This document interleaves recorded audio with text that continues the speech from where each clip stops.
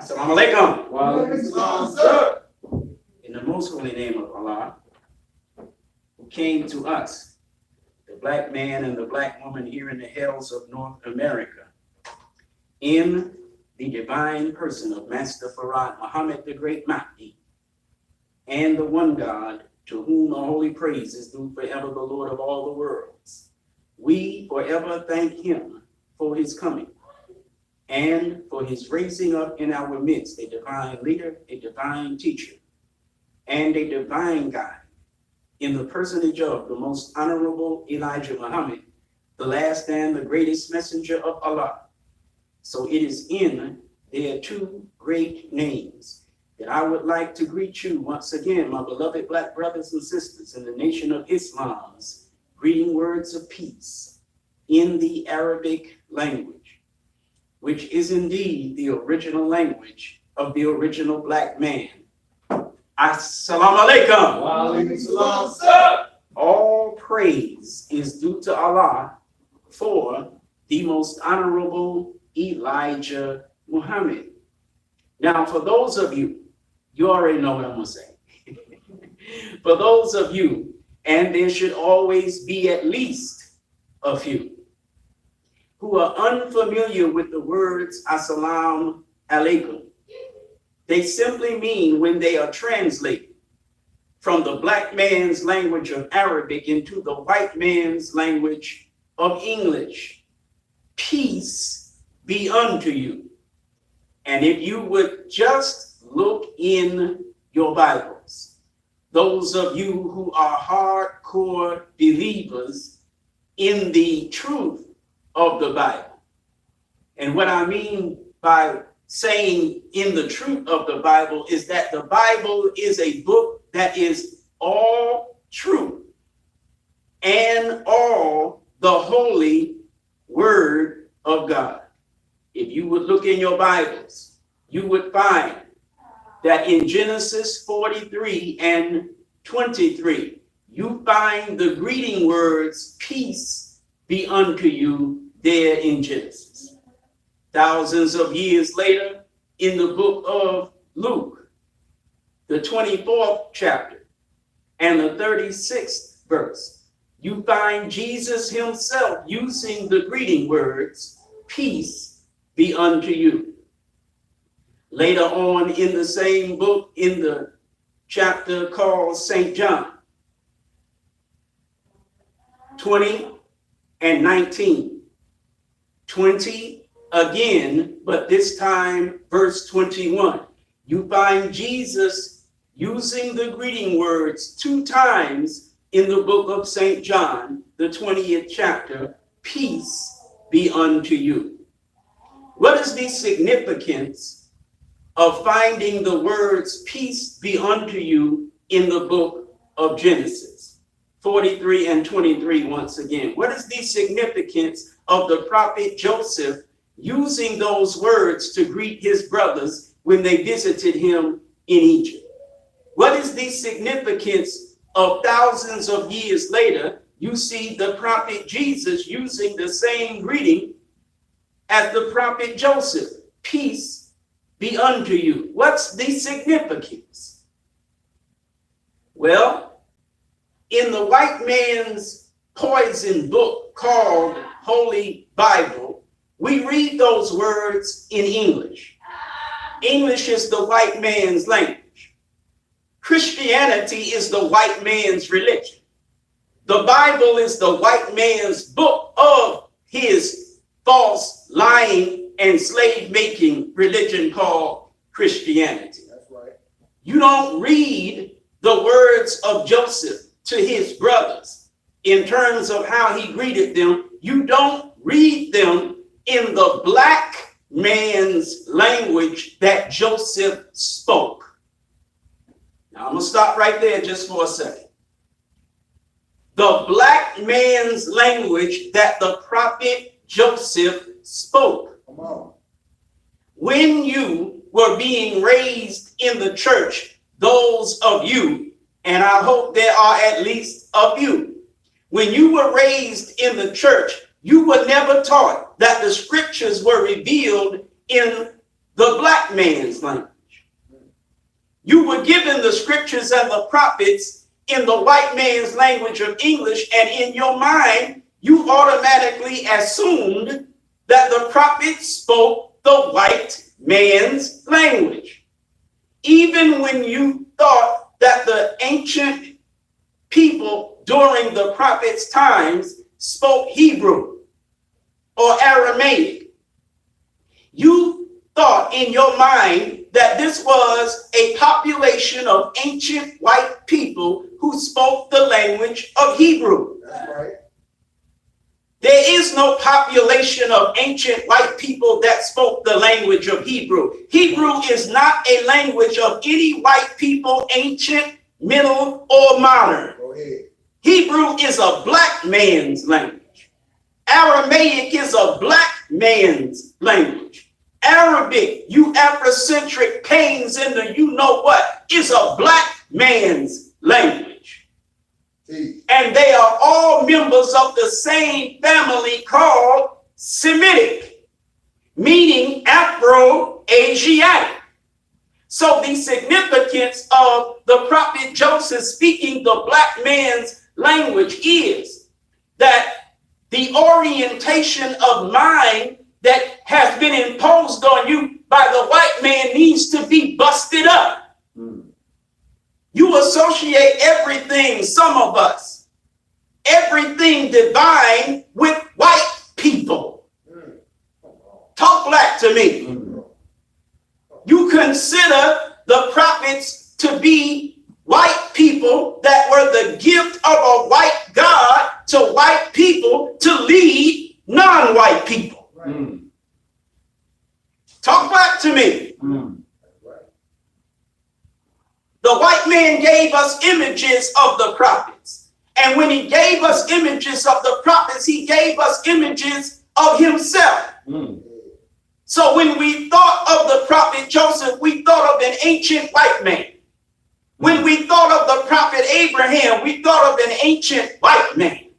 When we thought of all of the prophets, David, Solomon, you named them, we thought of ancient white people.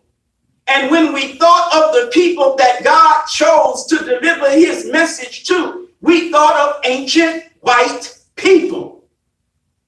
So white people in our mind were God's chosen guides for the peoples of the world.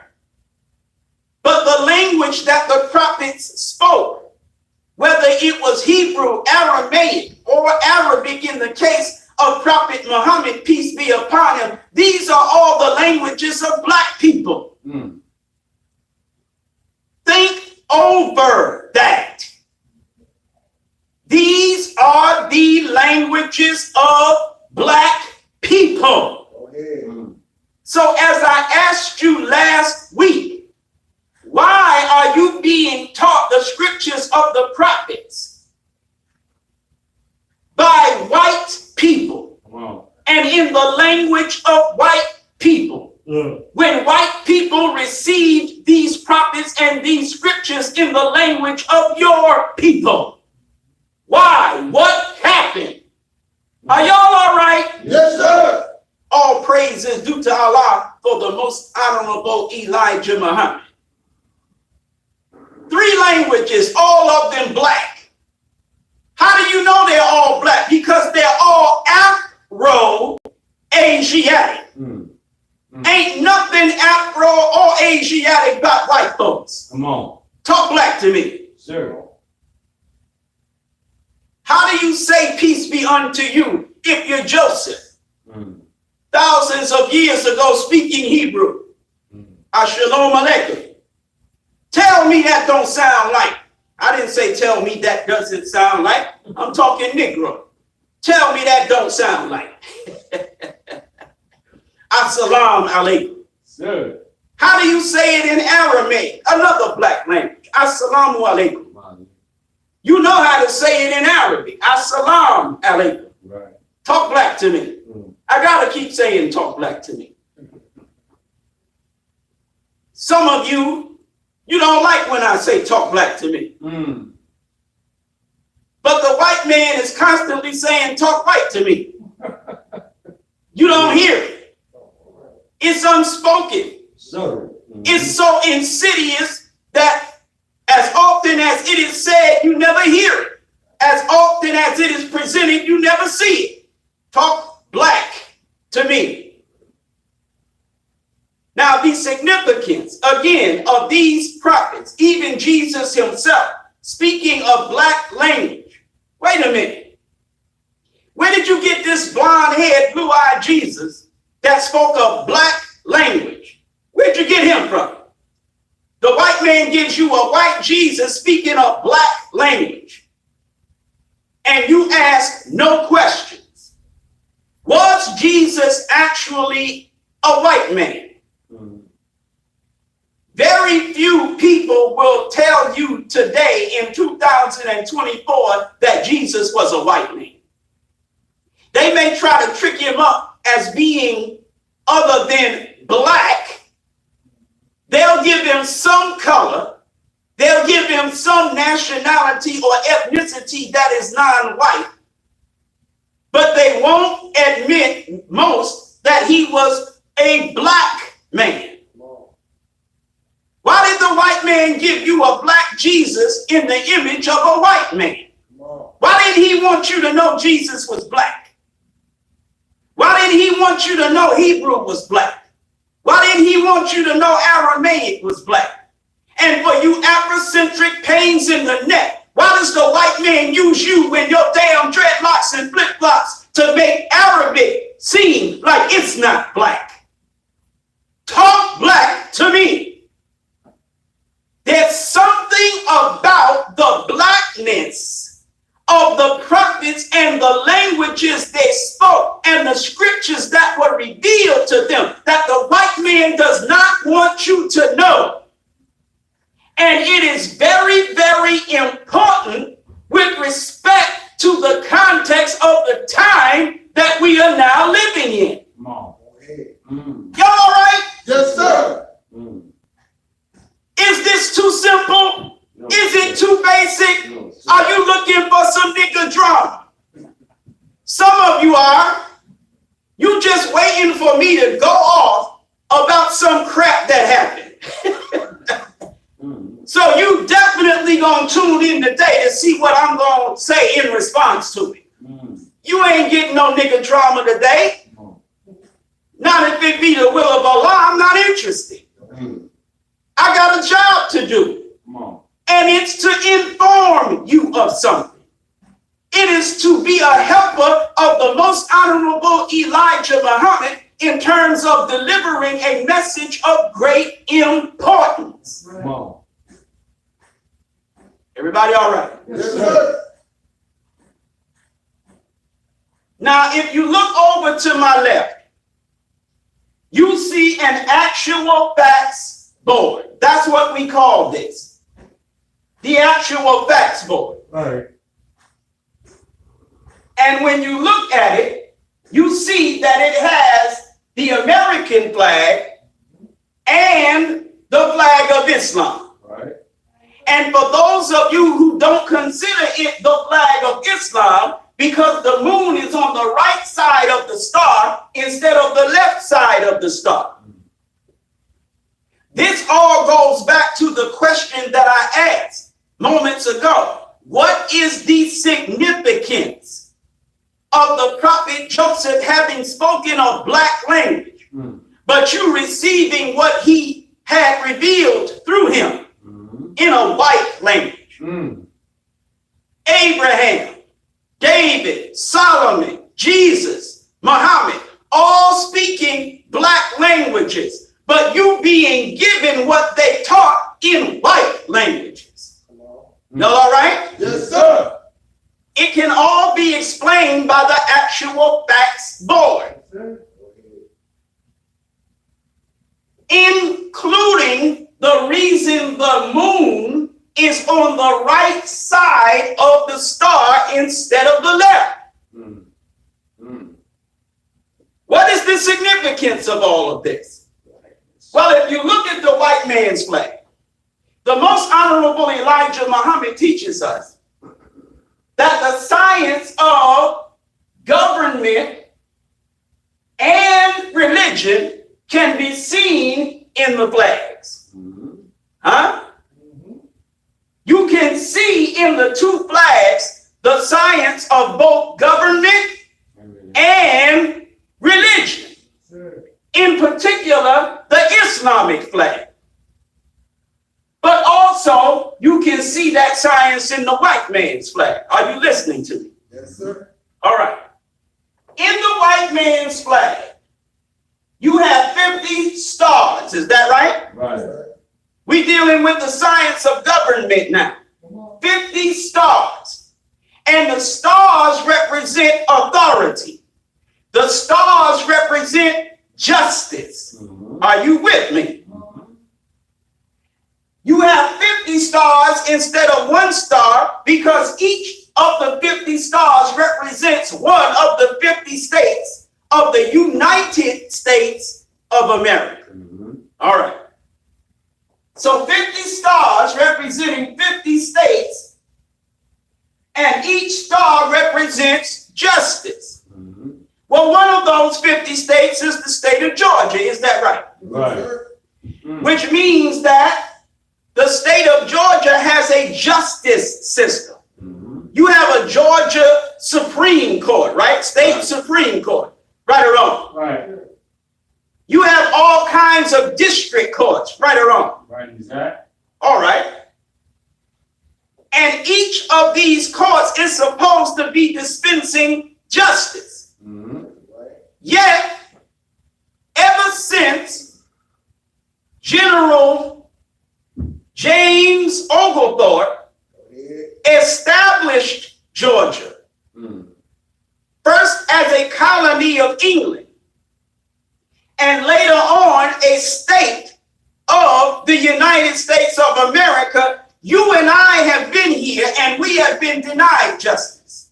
Are you listening to me? Loud and clear, sir. Is it too basic? Is it too fundamental? One of the stars in this flag represents the state of Georgia. The other 49 represent the other 49 states of America. Go ahead. Georgia is represented by one of the stars that symbolizes justice and authority.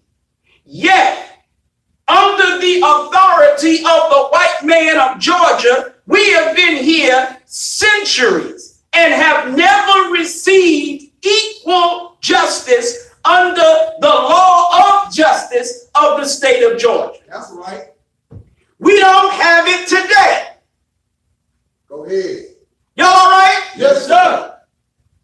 This is the same situation that exists in the other 49 states of America.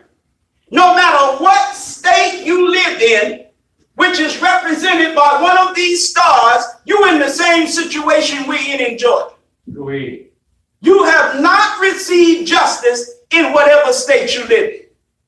You do not receive justice today in whatever state that you live in. Come on. And that is why the stars of justice are in a blue background. Are you listening to me? Yes, sir. They're not in a red background. They're in a blue background. What is the significance of placing stars of justice in a background that's blue? See. What color does your blood look like when you see it in your vein? It looks blue, right or wrong? But that color is not true. If you bleed, you don't bleed blue blood. Come on. Even if you in Kentucky. Your grass might be blue, but your blood is red. Okay. Y'all all right? Yes, sir. All praise is due to Allah for the most honorable Elijah Muhammad. That's for my Kentucky bluegrass niggas. Blue is the color of untruth. What color does the water in the sea look like? Blue? You ever heard of a deep red sea? No, sir. But you've heard of the deep blue sea, right or wrong? Right. I don't care how deep you go in the so-called blue sea. If you bring up a glass of water from it won't have blue water in it. The water will not be blue. It'll be clear. Are you listening to me? Yes, sir. Everybody all right? Yes, sir. All praise is due to Allah for the most honorable Elijah Muhammad. That is, of course, assuming you don't have something giving it a color from the vegetation, algae, and whatever. Right. Go ahead. But the water is not blue. There's no such thing as blue water. But yet, there's the deep blue sea. This is why blue represents the color of untruth. Look up at the sky. Mm-hmm. The sky looks blue, doesn't it? Yes, sir. It looks blue, but it's not blue. You can go as far up in the air of the Earth's atmosphere as you possibly can, and there will never be blue air. Blue is a color that deceives. Mm-hmm. Blue is a color that eludes. Blue is a color that seems one way, but it's really another way. Okay. What is the it that's really another way? Whatever looks blue. Mm-hmm. Talk back to me. So the stars of justice in a blue background are there. We're talking about the science of government in the white man's flag. The stars of justice in a blue background is to let you know that the justice that is dispensed in the states represented by those stars is untrue justice. Are you listening to me? Yes, Yes, sir. What you mean untrue justice? What is the difference between untrue justice and true justice? Equality. Mm. Mm. Y'all all right? Yes, sir. Equality is what distinguishes untrue justice from true justice. Mm. When justice is applied equally to all, regardless of creed, Race. class, or color. Mm-hmm. What did I just say? And what's the significance of what I just said? When justice is applied equally to all, who does that leave out? None. Nobody. All, regardless of creed, class, or color. Point number 2 of what the Muslims want. You call us racist. You call us bigoted. You call us race haters. Talk black to me. Right. After they say. You call us black supremacists. I don't mind being called the black supremacists because I don't see black supremacy the way those who call us black supremacists mean. Y'all all right? Right. Right. You know, if you have a particular cut of beef, Mm-hmm. let's just say filet mignon, Go ahead. and that cut of beef is a prime cut, meaning it's better than other cuts, lesser cuts of beef. Come on. Do you call the person a beef supremacist, a filet mignon supremacist? Oh, sir. You're just recognizing the quality of the cut of the beef. Mm-hmm. Well, there's a quality of the cut of the black man. Mm. And the black man's quality of cut is superior. Okay. Talk black to me. The Holy Quran teaches that man was created of black mud, fashioned into shape, and it says that man is created in the best make. Mm. man created of black mud, fashioned into shape with the Spirit of God breathed into him. And he's created in the best make. That's black supremacy. I'm sorry. Now, that term may be an unpopular or an unattractive term, but it fits what the Quran teaches. Are you listening to me? All right. In what the Muslims want, point number 2, we want justice, equal justice under the law. What kind of justice do we want under the law? Equal. Equal.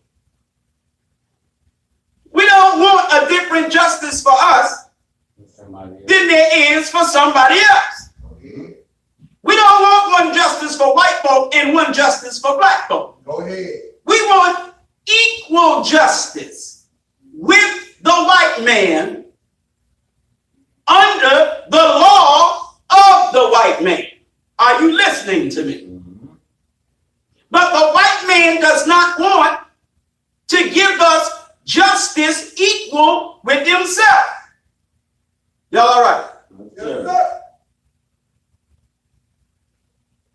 Now, what is it that makes us desire equal justice under the law with the white man? We started out as slaves, right or wrong. And then, based on what we were taught by the white man, Abraham Lincoln freed us. Abraham Lincoln did not free us. Abraham Lincoln was not interested in freeing us. The whole idea in Abraham Lincoln's mind of so-called freeing the slaves was winning the Civil War, which was about the slaves. Talk black to me. Without the presence of millions of black so-called African slaves in America, there never would have been a Civil War. Are you listening to me? Loud and clear, sir. America split in two over an issue. What issue? Slavery. You had the North that wanted it abolished. You had the South that wanted it to remain. The South was so serious about keeping slavery intact that they separated themselves from their own countrymen and attacked their countrymen. Are you listening to me? Yes, sir. They attacked Fort Sumter. And the Civil War began. White folk killing white folk over black folk. Are you listening to me? Yes, sir. Neither one of the white folk that were killing each other over black folk gave a damn about black folk. But one side, the North, had a vision that did not include slavery, but the vision they had was for the benefit of America. I wonder if anybody's listening today. It's slow, brother. They damn sure weren't listening last week. Game on. Well, let's see if they're listening this week. Well, more than one game on last week. Let's see if they're listening this week.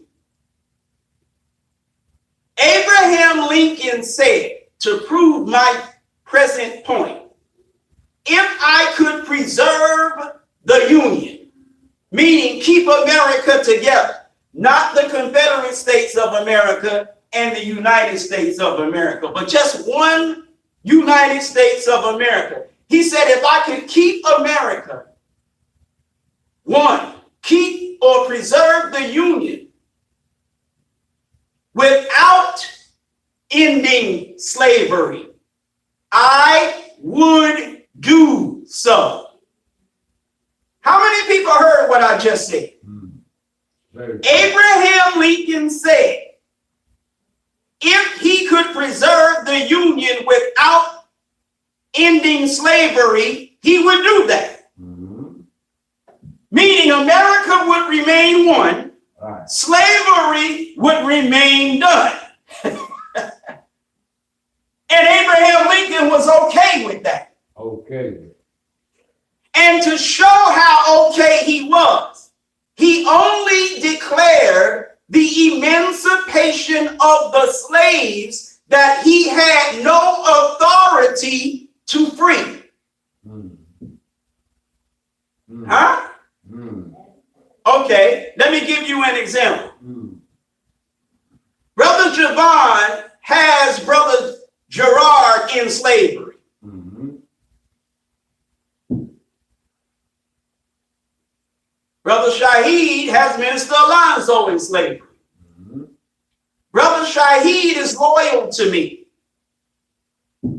which means that I can free Minister Alonzo from slavery by ordering Brother Shaheed to free him. And because Brother Shaheed is loyal to me, he'll do it. Right, right. But Brother Javon is hard-headed. Mm-hmm. He got to be extra. He gonna keep Brother Gerard in slavery no matter what the hell I say. Right, right. Mm. Now I want to keep the temple together. Right. I don't want Brother Javon and Brother Shaheed fighting each other Mm-hmm. over slavery. I want the temple to be one. Mm-hmm. Y'all all right? Yes, sir.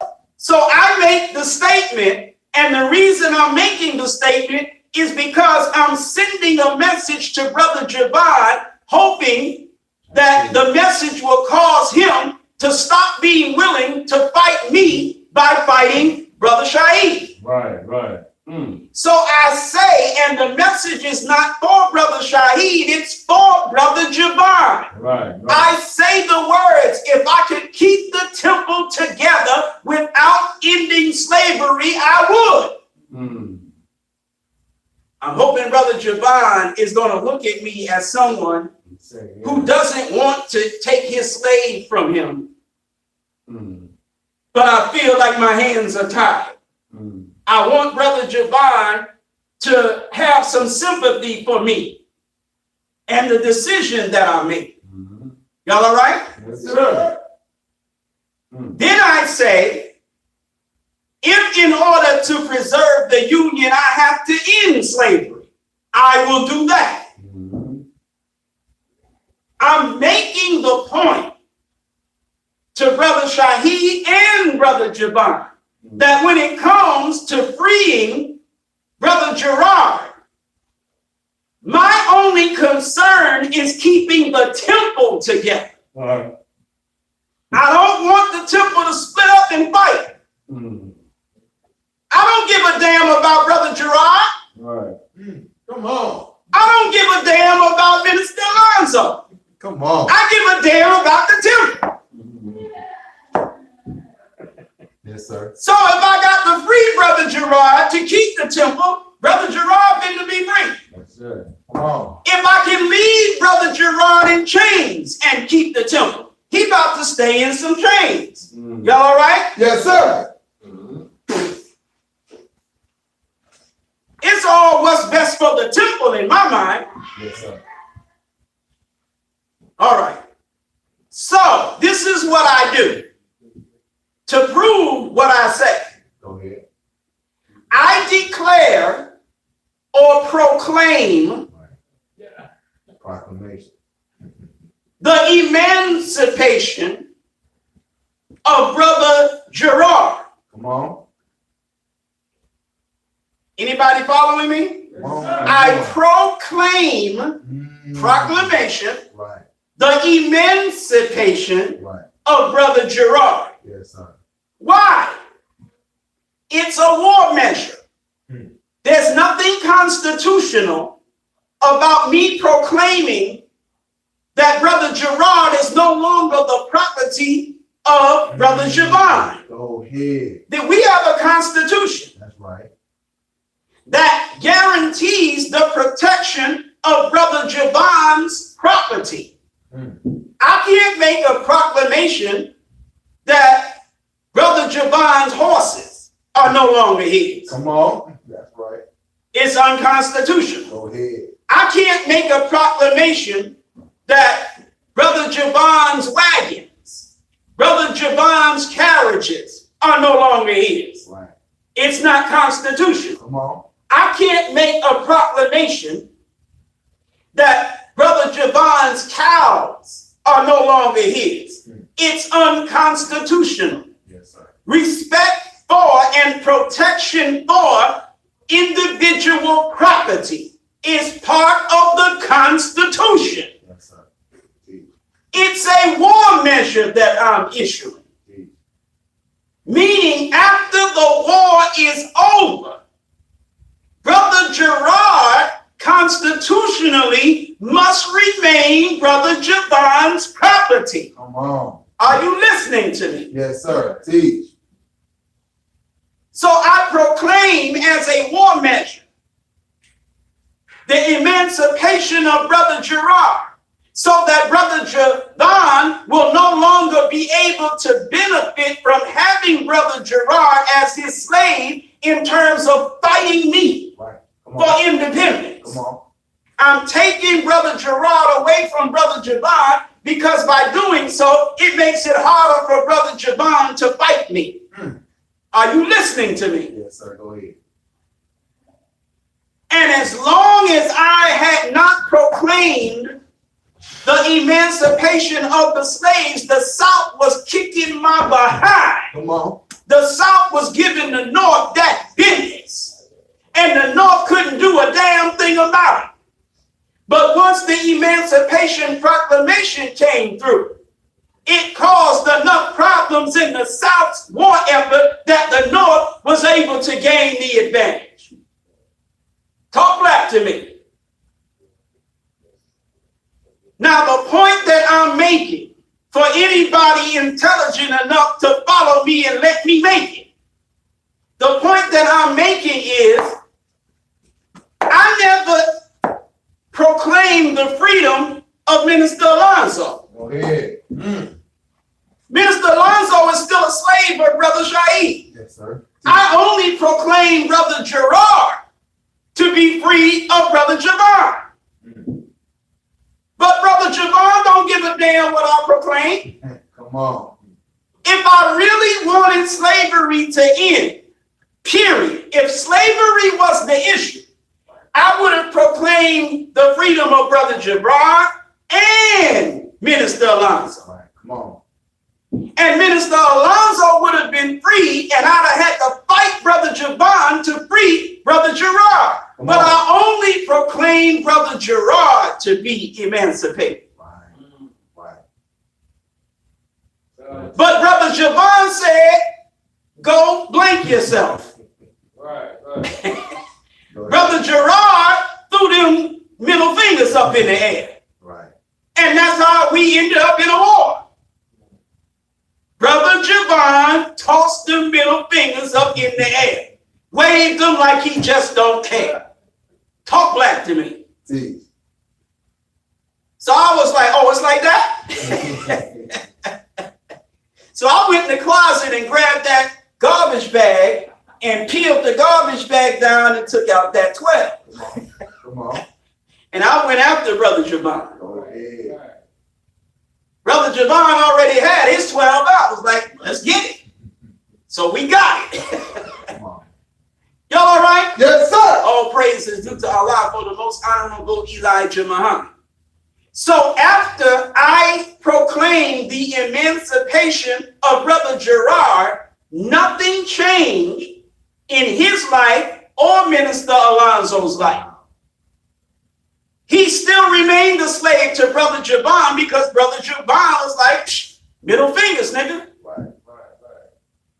But I literally could have freed Minister Alonzo, but I didn't, because slavery wasn't my issue to begin with. I just want to keep the temple together. Right. Brother Shaheed keeping Minister Alonzo in slavery is not a problem of keeping the temple together. I can keep the temple together with Minister Alonzo being enslaved to Brother Shaheed. Right. But I can't keep the temple together with Brother Gerard remaining a slave to Brother Javon. So I only care about emancipating Brother Gerard. Break it down. Yes. Talk back to me. Yes, sir. Brother Shaheed is using Minister Alonzo's slave labor to support the Union. That's right. Brother Javon is using Brother Gerard's slave labor to fight and oppose the Union. Right. Since the Union is all I give a damn about, emancipating Brother Gerard is all I give a damn about. Go ahead. Are y'all all right? Yes, sir. All praise is due to Allah for the most honorable Elijah Muhammad. Mm. So you can miss me with that Abraham Lincoln garbage. He only announced or proclaimed the emancipation of the slaves he could not emancipate. The ones he could actually have freed from slavery, he left in slavery. Talk black to me. Honest Abe, my foot. Right. In a sense, he was honest. He was honest about his corruption. Go ahead. Abraham Lincoln was straightforward. Look, I'm on that BS. Right. What it do? That's just what it is. Nigga, what? Come on. Talk black to me. Right. Abraham Lincoln made it absolutely clear to black leaders that he invited to the White House. Come on. All of this is important for those of us who can take our minds off a nigga drama. Right. Is Minister Eric gonna go off on so and so and so and so and so and so this week? No, I'm not. Get the hell off my video. Go Right. find something to do. Right. Yeah. Right. Is he gonna go into some other kind of nigga drama? Hello. Right. For those of you who can take your mind off of the stats of your favorite sports figures, the career of your favorite entertainer, Yes, sir. Go ahead. talk black to me. That's right.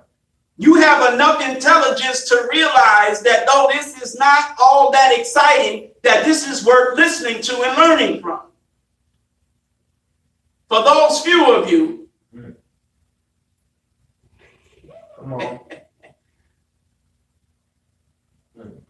this is what gives us the proper context of the civil rights movement versus the black nationalist movement. Go ahead. The civil rights movement versus the black separatist movement. Go ahead. The NAACP, Urban League, CORE, National Action Network, all these Negro organizations versus the Nation of Islam. Come on.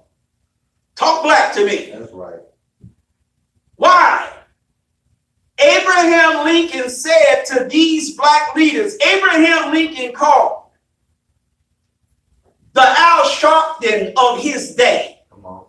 Abraham Lincoln called the Jesse Jackson of his day. Abraham Lincoln called the Benjamin Crump of his day. Come on. Abraham Lincoln called in that day and time, Yes, sir. in the 1860s, Abraham Lincoln called all of the Negro, not all of them, but many of the Negroes, enough, who represent the Negro civil rights leadership today. Right. He would have called the leaders up today, but they weren't born yet. So he called the ones of his day. But if you go back to 1860s and 2020s, it's the same Negro. Come on.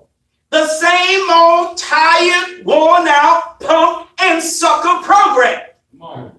Come on. Abraham Lincoln, in addressing those that wanted civil rights, Abraham Lincoln told them, look, there is a difference between us, my people, and your people. That is a greater difference than the difference between our people and anybody else. In other words, look, white people and black people are so opposite that there is no other opposite that equals or surpasses that opposite. Come on. Now, because we, the two people, us and you, Right. are so rejoicing, Right. it creates a problem. A very, very serious problem. And the problem that it creates is such. Your people suffer because they are among us. My people suffer Right. because you and your people are among us. This is Abraham Lincoln talking. I'm not putting words in his mouth. I'm telling you what he said. That's what Straight up. Right. I'm not interpreting what he said. I'm telling you what he said. Yes, sir. See. You'll have to excuse me. You know, every now and then I have to be reminded that I actually can catch a cold. Yes, sir. It happens so seldom, I'll be forgetting. When the symptoms start happening, I'm like, I don't even know what it is. I'm like, why does my throat feel? Right. If I was a Negro, I would know why my throat feels this way. If I was a Negro, I would know why different things are happening. But I'm a Muslim. Go ahead. I don't catch colds. Come on. That's right. So when I catch one, I'm like, at first, I'm wondering what the hell is going on until finally, oh, that's right. Right. The cold. Come on. See. Y'all all right? Yes, sir. All praise is due to Allah for the most honorable Elijah Muhammad. From God in person, how to eat to live by the most honorable Elijah Muhammad keeps Muslims from catching cold. Go ahead. Come on. But eating honey baked hams, Come on. pork bacon, pork sausage, pork chops. Y'all all right? Yes, sir. Eating that nasty, filthy, worm-filled pig, along with all of the other immune system attacking foods that the white man has taught us to eat. It keeps the Negro with a cold, the damn flu, COVID, you name it. It keeps us sick That's right. and going to the doctor and the pharmacist. Y'all all right? Yes, sir. All praise is due to Allah for the most honorable Elijah Muhammad. Now let's get back to Honest Abe Come on. Right. and Al Sharpton. Honest Abe and Jesse Jackson. Honest Abe and Ben Crump. Honest Abe and all these Negroes. Come on. He said, I do not desire. Remember, I'm talking about the flag and the stars and justice. Yes, sir. He said, I do not desire to ever see your people able to sue my people in court. Come on. Are you listening? Yes, sir. Keep going. Now, he was talking only a decade or so after Plessy versus Ferguson. Right. Oh, no, Dred Scott. He was talking only a short time after Dred Scott. Now, if you don't know what Dred Scott is, you really need to just hush and listen. Yes, sir. Because whether you know they say what you don't know won't hurt you. It's a lot of niggas don't know nothing about Dred Scott that's hurt as hell because of Dred Scott. Yes, sir. Talk black to me. True. The Dred Scott decision, if that's the one I'm thinking of, is the Dred Scott decision established that the black man has no rights. See this star? Yes, sir. It represents justice, right? Go ahead. Yes, Okay, if the star represents justice, then it represents rights. Yes, sir. Rights that are guaranteed those who are governed by the state that that star represents. Right. Well, the Dred Scott decision, if that's the one, established that the black man has no rights that the white man is bound to respect. Meaning the black man, and it's a Supreme Court decision. It went all the way to the Supreme Court Yes, sir. of the whole country. Yes, sir. All the other courts in the country is like, the Supreme Court is like, Right. the top court of the country said, niggas ain't got no damn rights, crackers gotta respect. Are you listening? Yes, sir. Come on. So why do Negroes keep going to the white man demanding justice? The damn cracker that freed you, so-called. He said he never want to see you have equal justice in America. Come on.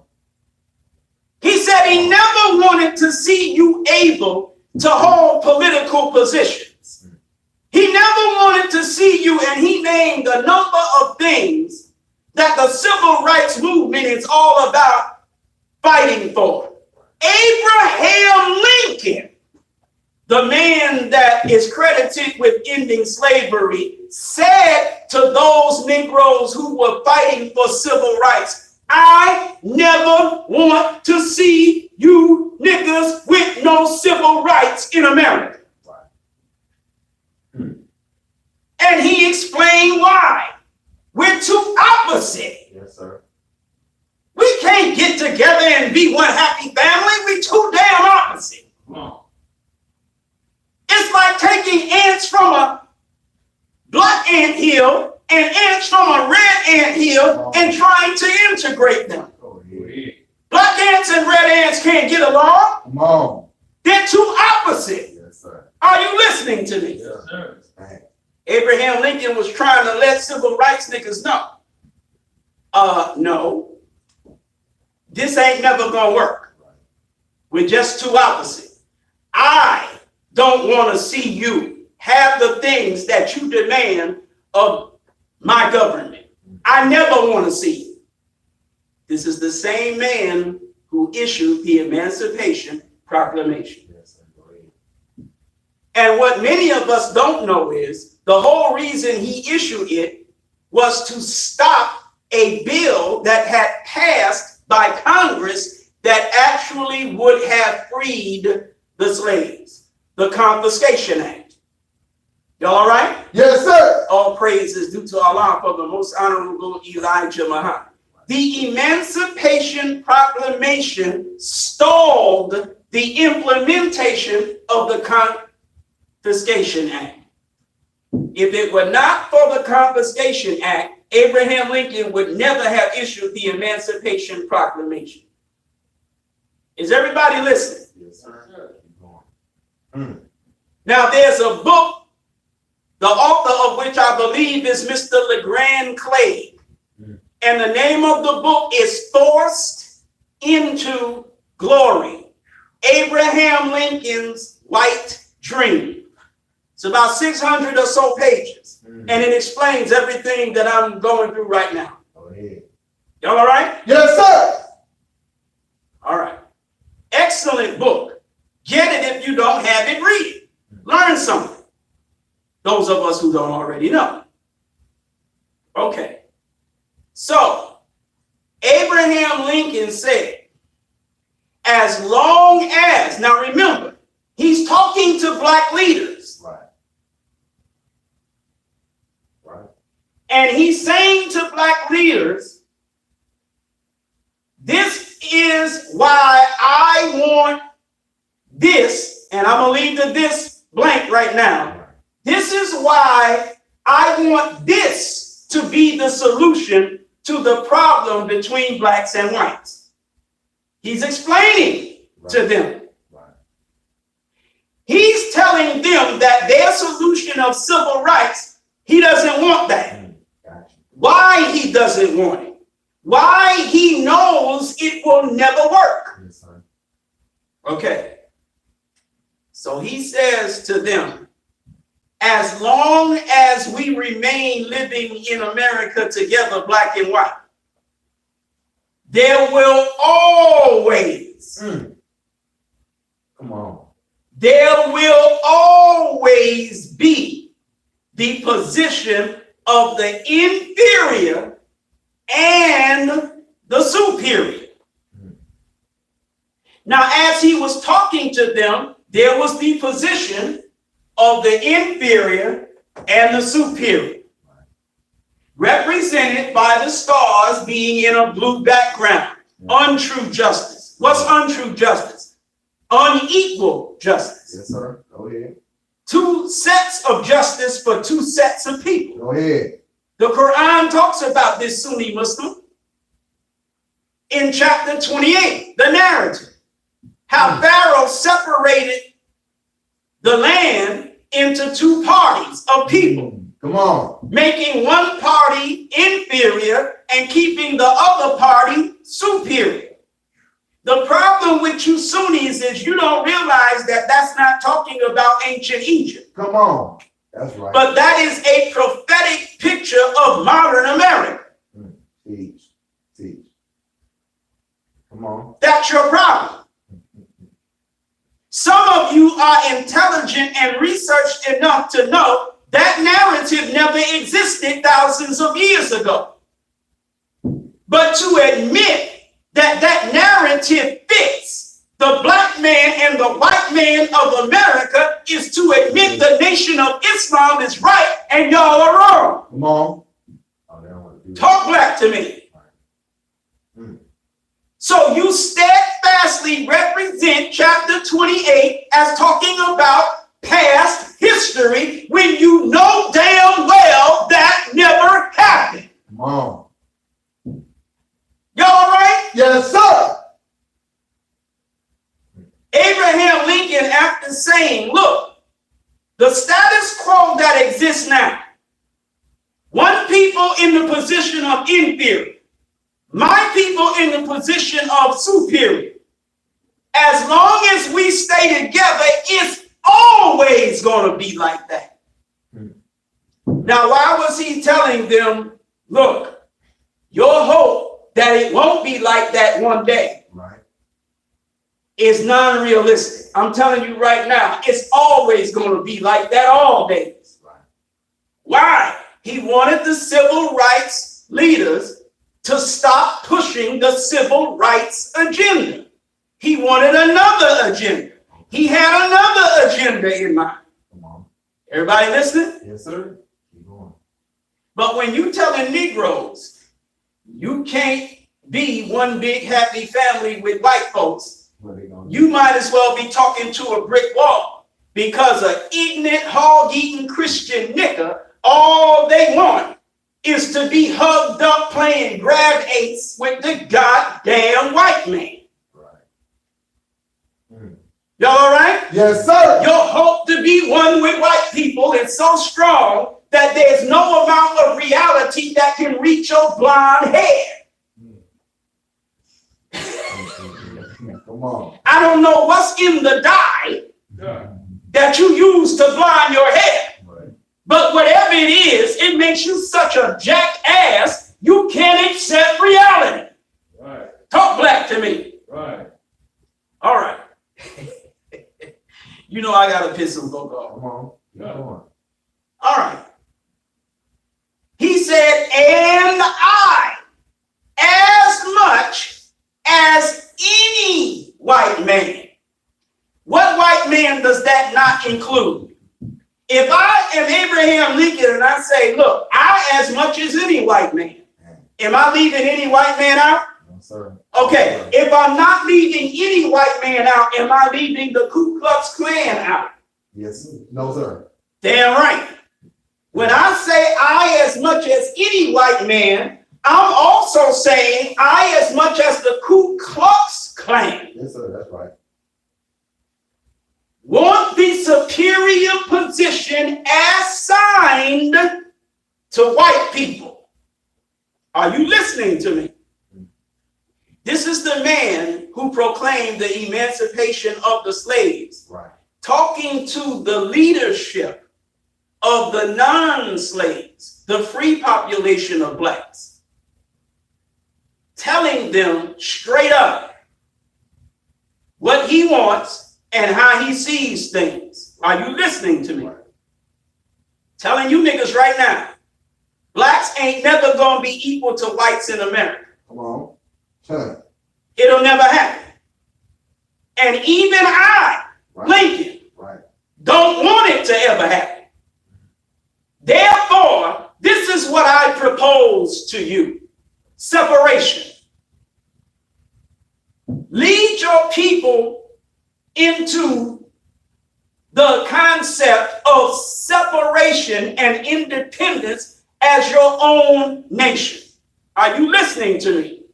He didn't use those exact words, but what he was talking about is black people separating from white people and establishing their own rule. Yes, sir. Everybody all right? Yes, sir. All right.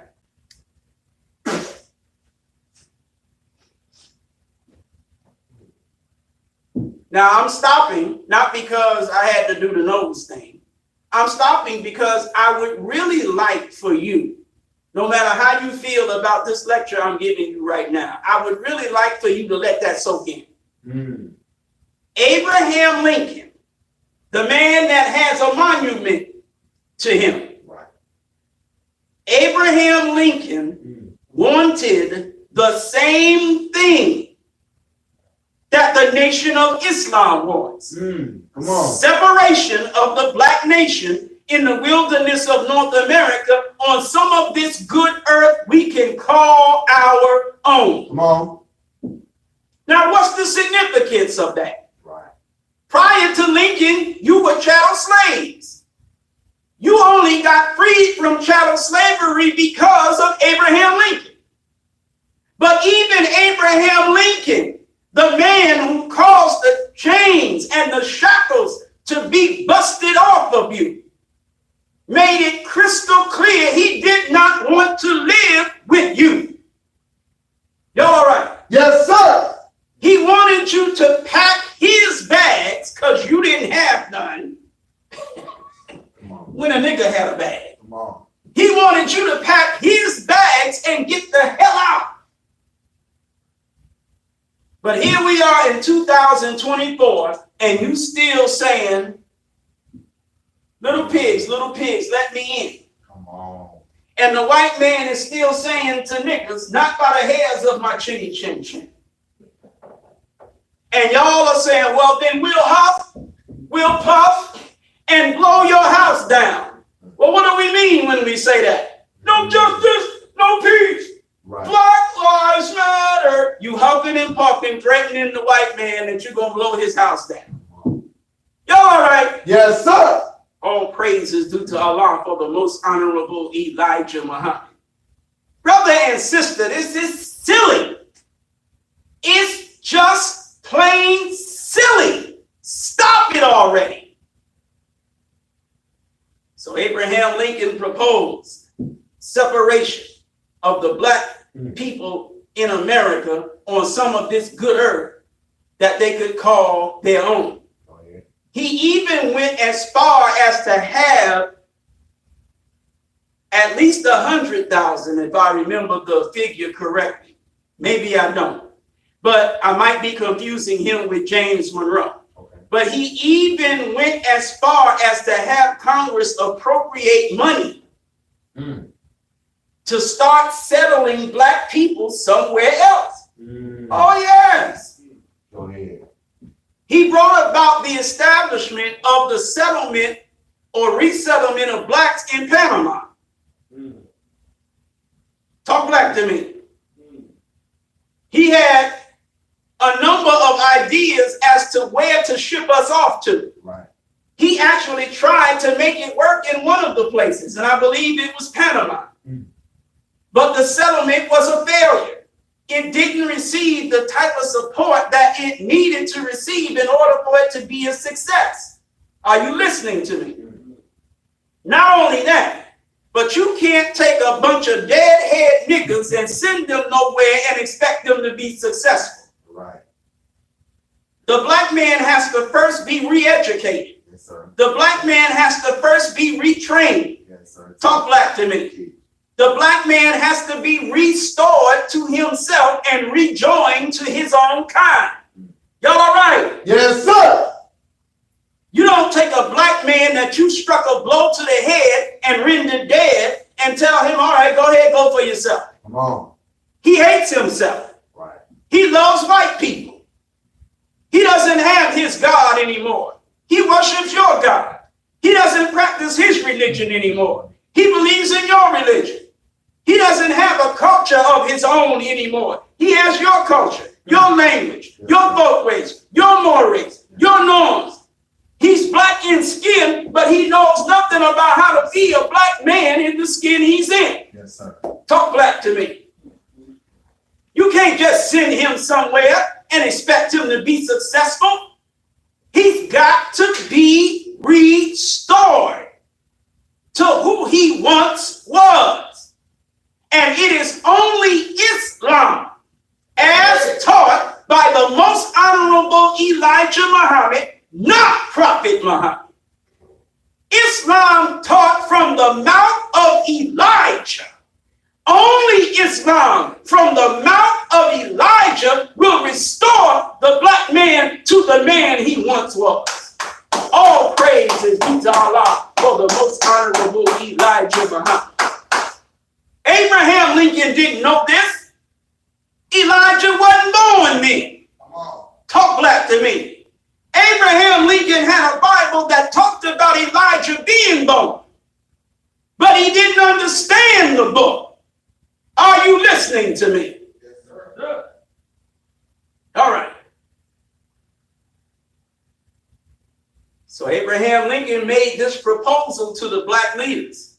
The black leaders turned him down. They didn't want to separate. Abraham Lincoln went as far as to say to these black leaders of the free population, he's giving them the situation, breaking it down to them. He said, look, even those of you who are free, you're only one step up from slavery. You're treated very, very, very little better than slaves are treated. What does that tell you? This is what he's saying to them. Don't you see what this means? Separate. You are advocating for the abolishment of slavery as if you think it's going to be some great thing for black people. But you're not slaves. And your freedom ain't great for you. We treat you almost as bad as we treat them. And you never have been a slave. So what's your point? No, you need to separate. Y'all all right? Yes, sir. All praise is due to Allah for the most honorable Elijah Muhammad. Abraham Lincoln proclaimed the freedom of my bow tie. All praise is due to Allah for the most honorable Elijah Muhammad. Yes, sir.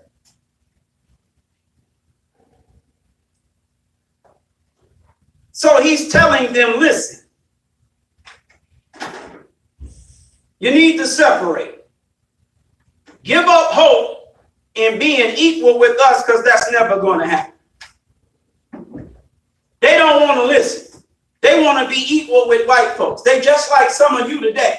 You don't want to listen. You want to be equal with white folks in the government of white folks. You don't get it. If you understood the science of the government of white folks as it appears in their flag, you'd understand. These stars are in a blue background, which means that there will be no equal justice for all, regardless of creed, class, or color. But that's what the Muslims want. You say we're racist, but we want justice applied equally to all, regardless of color. So how is that racist? Talk back to me.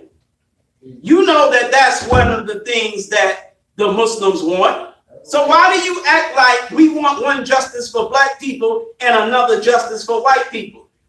Why do you act like we want one justice for Muslims and another justice for non-Muslims? We want justice applied equally regardless to creed. Creed means religion. Go ahead. We don't care if you're not a Muslim. We still want justice applied equally to you as well as us. Regardless to class. We don't give a damn whether you rich, poor, or in the middle. We want justice applied equally. We don't want justice to be applied people based on how much money they have to pay for justice. Y'all all right? Yes, sir. You catch a case and you got a public defender as opposed to a high-priced lawyer who is a member of a very, very large and powerful law firm. Well, if you can afford the representation of that large and very powerful law firm, yeah, you can get you some justice. But if all you can afford is a public pretender, you don't get no justice. The public pretender is there as an arm of the system of injustice to get you to plea out. That's all the public pretender is constantly doing, getting you to plea out, not to fight the case. The public defender does not have enough money to fight the case. He doesn't or she doesn't have the resources. Are you listening?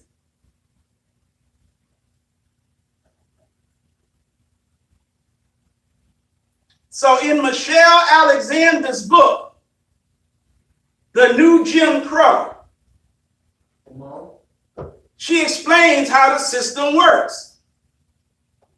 You get a public pretender works to plea you out. Save the taxpayers money. The public pretender is in no position to vigilantly fight for justice on your behalf. You don't have no money. You can't buy the justice that someone that has money can buy. Talk black to me. Regardless of class, you don't have equal justice under the American flag, regardless of class, even if you're white. Talk black to me. You have an orange-haired fool called Donald J. Trump running for president who wanted to have a ban on Muslims. Come on. He doesn't believe in justice regardless of creed. Right. He wants one system of justice for Christians and another one for Muslims. One set of justice for Jews and another for Muslims. That's right. Justice should be applied equally to Jews, Christians, and Muslims. That's what we want. But you lie on us and you say we're racist, we're haters, we're bigots, we're anti-Semites. Get out of my face. We are Semites. The hell are you talking about? It makes sense. Everybody all right? Yes, Yes, sir. We want justice, equal justice under the law. We want justice applied equally to all, no matter what their creed is, their belief system, no matter what their class is, their financial status, no matter what their color is, their race, nationality, or ethnicity. That's what we want. And if you think we bluffing, establish it and see if we fight it. That's what we want. You want. Are you listening to me? I don't want to be treated differently just because I'm black, male, and Muslim. Go ahead. The hell is wrong with you? Because I'm a black man, I got to get treated differently than a black woman. Because I'm a black man, I got to get treated differently than any other man or woman. Because I'm a Muslim, I got to get treated differently than a Jew or a damn Christian. Talk black to me. And because I'm black, I got to be treated differently than a brown man, a red man, a yellow man, or a goddamn white man. I don't accept that. You damn right I'm black. And you damn right I'm a man. I ain't no damn they. I'm a he. Go ahead. Talk black to me. You ever hear me standing up here saying talk black to they? I ain't no goddamn they. I'm a man and know I'm a man. Right. And I don't Come on. Hey, Talk black to me. hey. I got sense enough to look at a man Say, yeah. and then look at a woman. And then when I decide who I want to lay down with, Come on. it's an easy decision. Come on. Very easy. Go ahead. Mm. I wish the hell I would choose Pookie over Shaquisha. Where the hell they do that I'm trying to tell you. at? Atlanta. Atlanta. Well, can't make it up. Mm. Unbelievable. So because I'm black, I gotta have a different justice than somebody that's brown, somebody that's red, Right. somebody that's yellow, somebody that's white. I'm not going for that. Listen, that's not gonna work. Right. I'm black and I have no problem being black. Come on. I would have a problem if I wasn't black. Mm. I'm so glad I'm black. It's Come ridiculous. on, bro.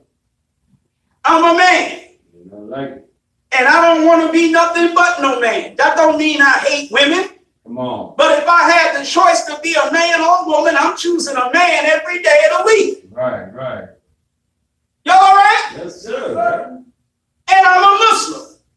And I make no apologies to Afrocentrics, Jews, Christians, or anybody else that I'm a Muslim. You damn right. Salaam alaikum. No ham, no bacon. God damn it, what? I'm a Muslim. And I'm going to get justice applied to me equally to everybody else, or there's going to be a serious problem. Mm. Y'all all right? Mm. Yes, sir. All praise is due to Allah for the most honorable Elijah Muhammad. Mm. You say in the states that these stars represent, that they represent freedom of religion. You damn liar.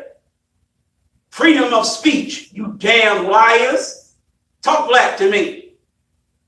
The right of self-defense. You're a liar. Mm. Talk black to me. Mm. That's why them stars are in a blue background. Mm. Not a red background, a blue background. Mm. Untrue justice. And that's why the American flag has no moon in it. Mm. The star represents justice, but the moon represents equality. Ain't no moon in the white man's flag, because ain't no equality in the white man's government. Come on. All praise is due to Allah for the most honorable Elijah Muhammad. Mm. Wow. And I'm telling you, pain in the neck, Afrocentrics and Comedics who want to act like in Islam it was the same situation as in Christianity. You a damn lie. Go ahead. Go ahead. There is more history of black conquerors than there is of black slaves Mm. in Islam. That's a fact. Mm. Talk black to me. Mm.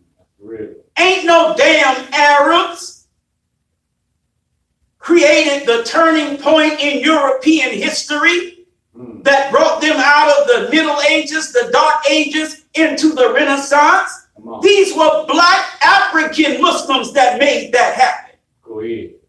Are you listening to me? Loud and clear. It wasn't no pale Arabs that ran up into Spain and southern France and Portugal and conquered. It wasn't no pale Arabs who were in power in the Muslim kingdoms where the universities were that presided over the translation of so-called Greek philosophy Mm. from Arabic into Latin. Mm. These were black African Muslims. Are you listening to me? Yes, sir. You mouthpieces for the white cracker. You want to take the history of North Africa and make it pale Arab. Mm-hmm. The history of North Africa is black African. Go ahead. Talk black to me. Go ahead. Everybody all right? Yes, Yes, sir. sir. All praise is due to Allah for the most honorable Elijah Muhammad. Right after the so-called Arab conquest of North Africa, I mean, just a few years afterwards, you had what is called the Great Berber Revolt. Mm-hmm. Mm. You might as well have said the Great Nigger Revolt. Mm. When the white man wants to hide your identity, Change the he'll name. call you Berber. Mm-hmm. More. He may call you something else. Mm-hmm. He got all kinds of names to call you to hide the fact that it's you. Mm. Talk black to me. Mm. Y'all all right? Right. Yes, sir. Right. The Great Berber Revolt. Arabs came across North Africa with that bullish, and they ran that mess on black folk. And black folks was like, oh, really? For real? Mm-hmm. Okay, watch this. Mm. Y'all all right? Mm. Yes, sir. They killed so many Arabs, it was ridiculous. Some of the most profound military defeats were dealt to Arab armies by black Africans in North Africa. I'm not lying or exaggerating. Mm-hmm. And the Arabs never got back much, I mean much of the territory that the black Africans took black. Are you listening to me?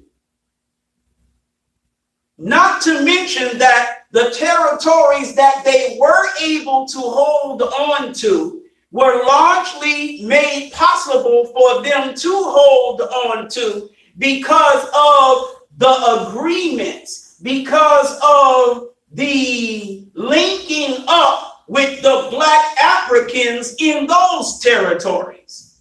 Are you listening to me? They made deals with black Africans even in the territories that were held by the Arabs. And it was the support of the black Africans due to these deals that enabled those Arabs to remain in power. Mm. Many of them had black armies. Are you listening? Mm. Yes, sir. Go ahead. All praise is due to Allah for the most honorable Elijah Muhammad. Mm.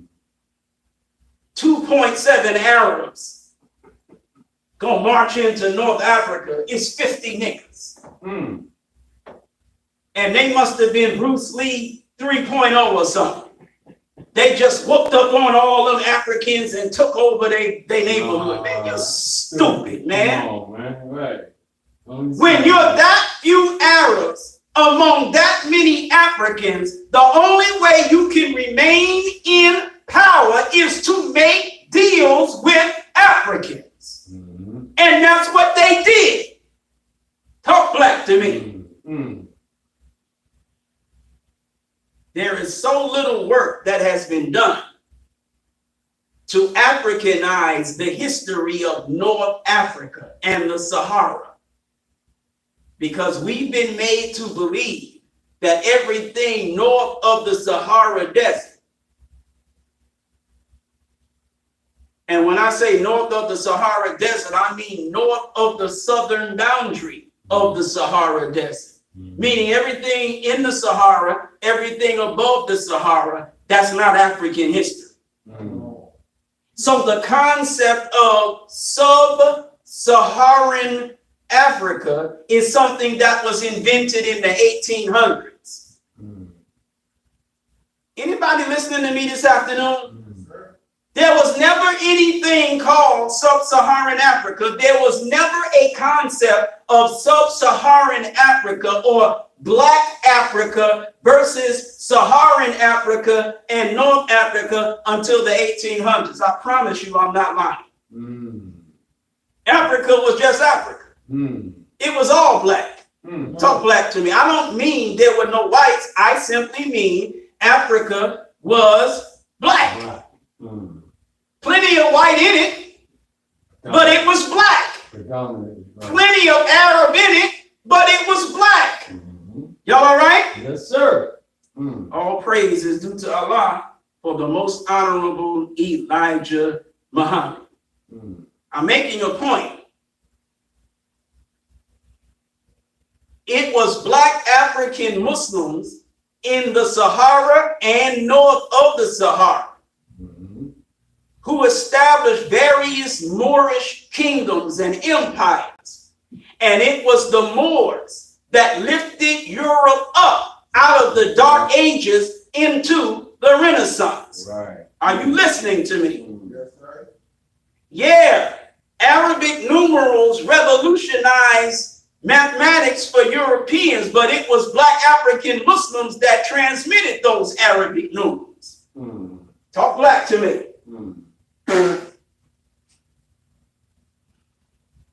It's no accident that it was universities in Africa, not Arabia.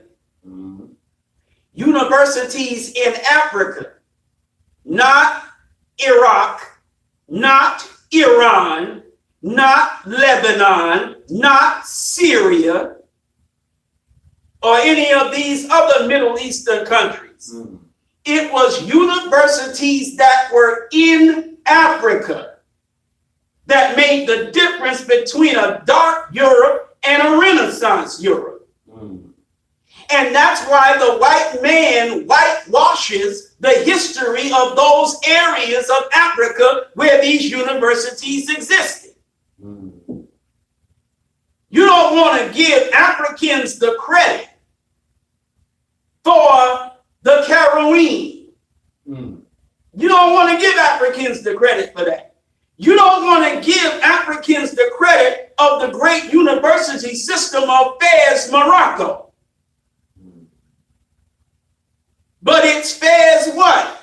Morocco.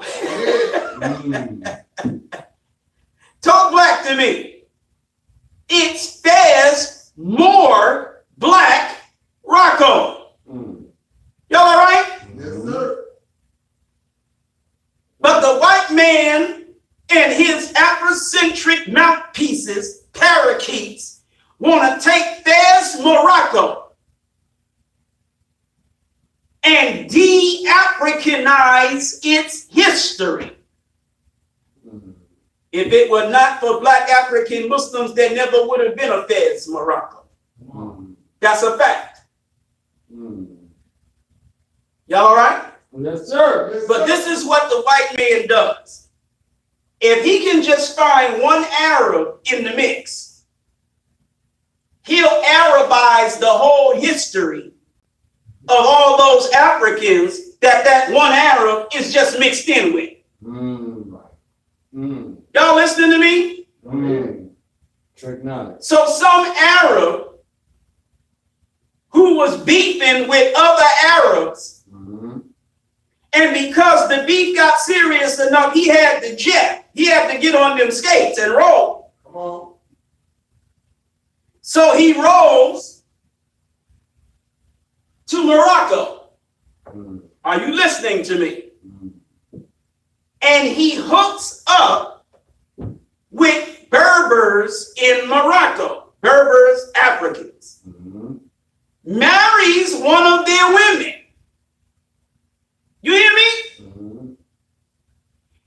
Establishes a dynasty called the Idrisid dynasty. But dude, Idris, I don't know whether he was a pale Arab or a black Arab, but I know his wife was a black African. Come on. And the people that made it possible for him to establish his dynasty were black Africans. Are you listening to me? He's the king, but the black woman is the queen. She gives him sons. One of his sons, Idris II. Are you listening to me? Yes, sir. He's the one who establishes Fez. Y'all all right? Yes, sir. All praise is due to Allah for the most honorable Elijah Muhammad. This is the history that either Afrocentrics don't know or won't show. Because they're jealous of Muslims and want to be what only Muslims can be. The vanguard of the Black liberation movement in America. Talk black to me. I could go into more history of Fez and show you just how black it is. But for what? We're talking about a message. We're talking about a two-edged sword. We're talking about something from the mouth of Elijah. Huh? Now look, no moon in the white man's flag because there's no equality. But there is a moon in the Islamic flag because there is equality. Right. No, there's not. The Arab slave trade. The Arab slave trade. Stupid niggas done twisted them damn locks too tight. All that noise from them flip-flops done drove them niggas crazy. Come on. I don't know what the hell was in the ink on them tacks. I don't know what the hell, what kind of cocaine or whatever is in them sticks they chewing. I don't know. But they done gone crazy. As much as, in fact, more than, you can give me all the history you want to give me of Arab oppression and enslavement of Africans, and I can give you an equal moon or greater amount of history of of African Muslim conquest, greatness, wealth, power, advancement in all of the sciences of life. I can give you just as much African history of in Islam of black people on the rise as you can give me of them in some damn slavery. Stop playing. Are you listening to me? Yes, sir. You go to East Africa and you want to tell me about slavery in East Africa as if you don't know about the history of the Swahili city-states. Think about it. Y'all all right? Yes, sir. All praise is due to Allah for the most honorable Elijah Muhammad. You talking about an Arab slave trade in North Africa, but you don't want to admit if you do know, you probably don't even know, you stupid, that the damn major cities where these slave traders were operating in were black African Muslim cities. Are you listening to me? Yes, sir. Meaning black African Muslim kingdoms were ruling those cities. But your version of history of those areas in Africa where these slaves were being traded, your narrative is of pale Arabs imposing their rule on poor Africans, poor defenseless Africans, and enslaving them. Due to the fact that these were black African kingdoms in North Africa, along with the trade of African slaves into the Arab world, was an even larger trade of European white Christians into the Sahara and into the Arab world. Who just heard what I said? Almost nobody. The areas where these Afrocentrics want to tell you so many Africans were traded in slavery that it was worse than the transatlantic slave trade, a damn lie. It's an indefensible lie. But in these cities in North Africa, there were more white European Christians traded into slavery than black Africans. Word is bond to Allah. Are you listening to me? Sir. Why so many Europeans being traded into slavery that they outnumbered the amount of Africans? Well, if you got African rulers, you got an African kingdom, and at the time they have conquered in Southern Europe, why wouldn't there be more European slaves? Hello? Mm. Mm. Mm. Man, ain't nobody got time for y'all. Come on. For real. Ain't nobody got time for y'all. And speaking of time, let's finish on the flag. All right. Come on. Go ahead. Now you got the stars that are symbols of justice in a blue background, right? But you have 6 white stripes going through the flag. Right. Going through what flag? The flag where the symbols of authority and justice are in a blue background. Come on. What's the relationship? Mm. The relationship is this. The white stripes represent white folk. Right. And there are 6 white stripes to indicate 6,000 years that the white man was given authority Yes, sir. to rule with justice, but not equality. Come on. Are you listening to me? Yes, sir. So, justice not being applied equally, the white man was given authority to rule in such manner for 6,000 years. Mm. During those 6,000 years, in the Islamic flag, the moon was on the left side of the star. Why? Because when the moon is on the left side of the star, the light of the moon is going out. Mm. It represents a time that is coming to an end. Come on. Not a time that is in the beginning, Right. but a time that has had its beginning and its during and is now approaching its end. Yes, sir. Are you listening to me? Yes, sir. So the moon being on the right side of the star in the flag of Islam, of the nation of Islam, indicates that we are at the end of the 6,000 years of the white race having authority to rule with untrue justice. Come on. So we're at a time that represents a beginning, not an ending. Yes, sir. Go ahead. We're at the end of Orthodox Islam, Mm. and we're at the beginning of the rule of the nation of Islam. Come on. Talk black to me. Teach. Teach. The old world of Islam, represented by the moon being on the left side, was ruled by white Muslims. Right.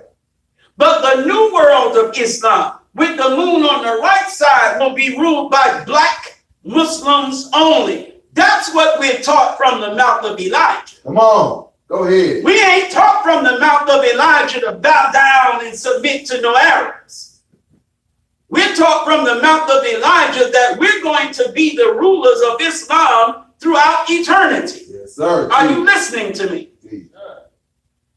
And we're going to rule with a justice Mm. star Yes, sir. that's next to a moon that represents equality. We're going to rule with a justice that's applied equally to all, no matter what. Mm. And that's why it's in a red background, Go ahead. because red is the color of truth. Mm. True justice is when justice is applied equally, moon, to all, regardless of creed, class, or color. The nation of Islam is going to establish that. Go ahead. The old world of Islam never established that. Man. The old world of Islam will never establish that. Come on. Because wherever you have a black-white dynamic, even in Islam, the white Muslims are on the top and the black Muslims are at the bottom. Come on. Are you listening to me? Keep going. This is why Iran thinks it's going to rule. This is why other light, bright, damn near white Muslims think they're going to claim set in the earth. Nobody thinks the black African Muslim is going to be the new world ruler. Everybody lighter than us, less African than us, thinks they going to be the ones running things. Right. I didn't say things. I said things. Come on. Are y'all all right? Yes, sir. While I respect the revolutionary spirit of certain Muslims, regardless of their color or their ethnicity, their nationality, their race. Right. I need them to understand you are not the choice of God to rule Islam. Come on. You're not. The black man is. And in particular, the black man of America.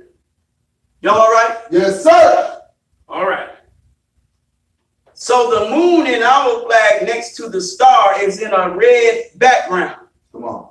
Now you see that same red background in the American flag, right? Yes, sir. But wait a minute. It has white stripes running through it. Right. It has a blue background set on top of it, Yes, sir. which means that truth is in the background. But for a limited time of 6,000 years, untruth is going to have authority to rule. But at the end of that 6,000 years, the authority of God is going to be established. And the background is going to be solid because justice is going to be applied equally to all. Yes, sir. Go ahead. What is it going to take in order for God to bring this about? He has to go to war. Better on. Right. What war does he have to go to? World War III. Yes, sir. Go ahead. What's it called in the scripture? It's called Armageddon. So we're asked which one of the two flags will survive the war of Armageddon. The flag of old world Islam is not even represented. Come on. Come on. So you pesky Afrocentrics who say neither one of them is going to survive. When you say neither one, Right. you're talking about the old world Islamic Right. flag. Right. You're not talking about the new world of Islam. Right. Go ahead. That world has not been firmly established yet. How can you say it won't survive? It ain't even been established yet. Right.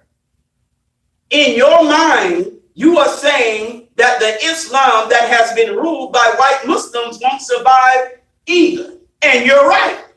It won't either. But we didn't ask you which of the two flags, America and the old world of Islam flag. We didn't even ask you about that flag. We asked you about the white man's flag and our flag. Go ahead. Talk black to me. Go ahead. The God who ruled during the time of the old world of Islam's flag. Teach. That God was not wiser nor more powerful than the white man. Oh, wow. Teach. Talk black to me. Teach.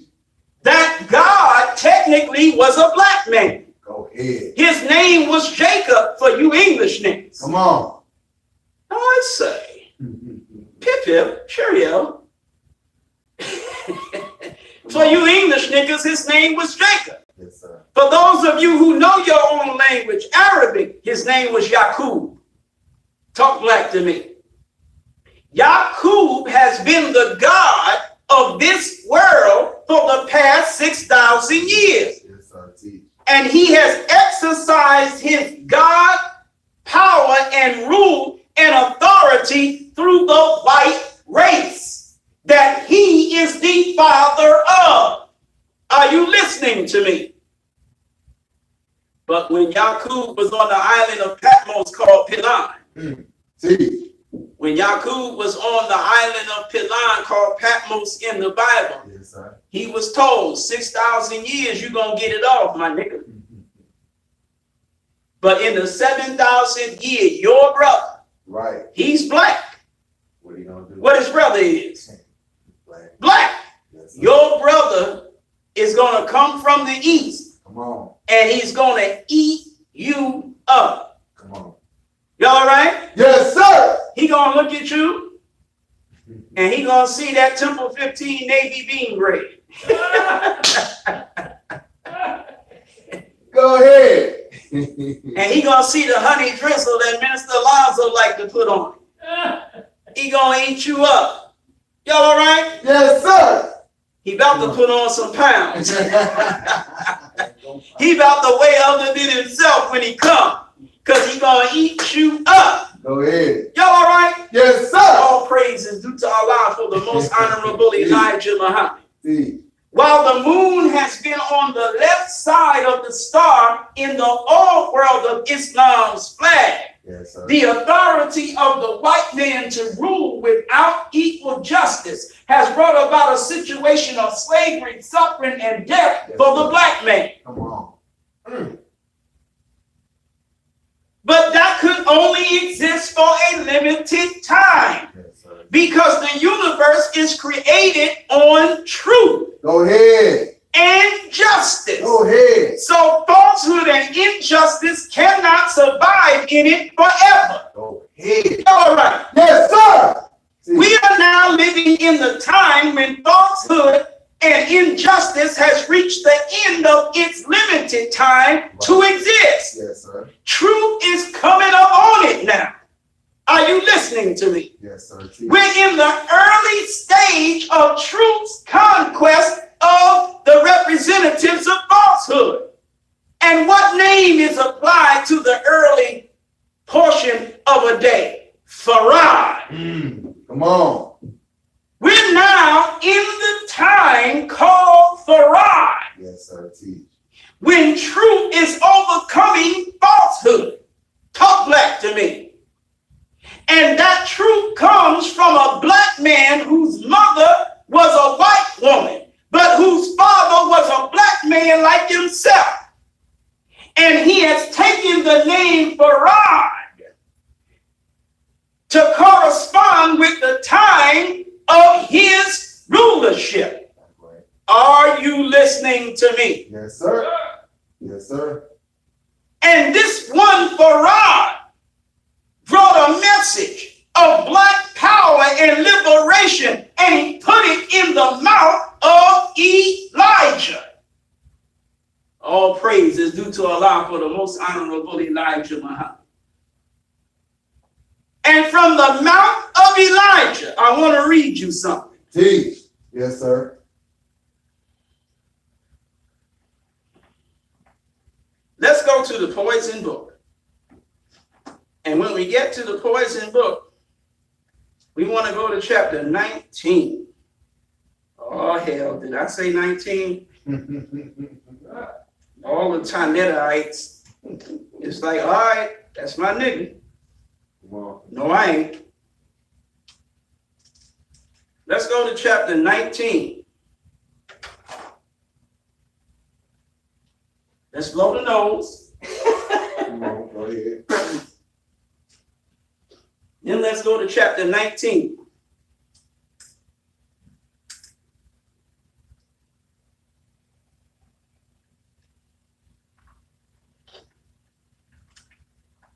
Now, I don't know whether this is going to work out well.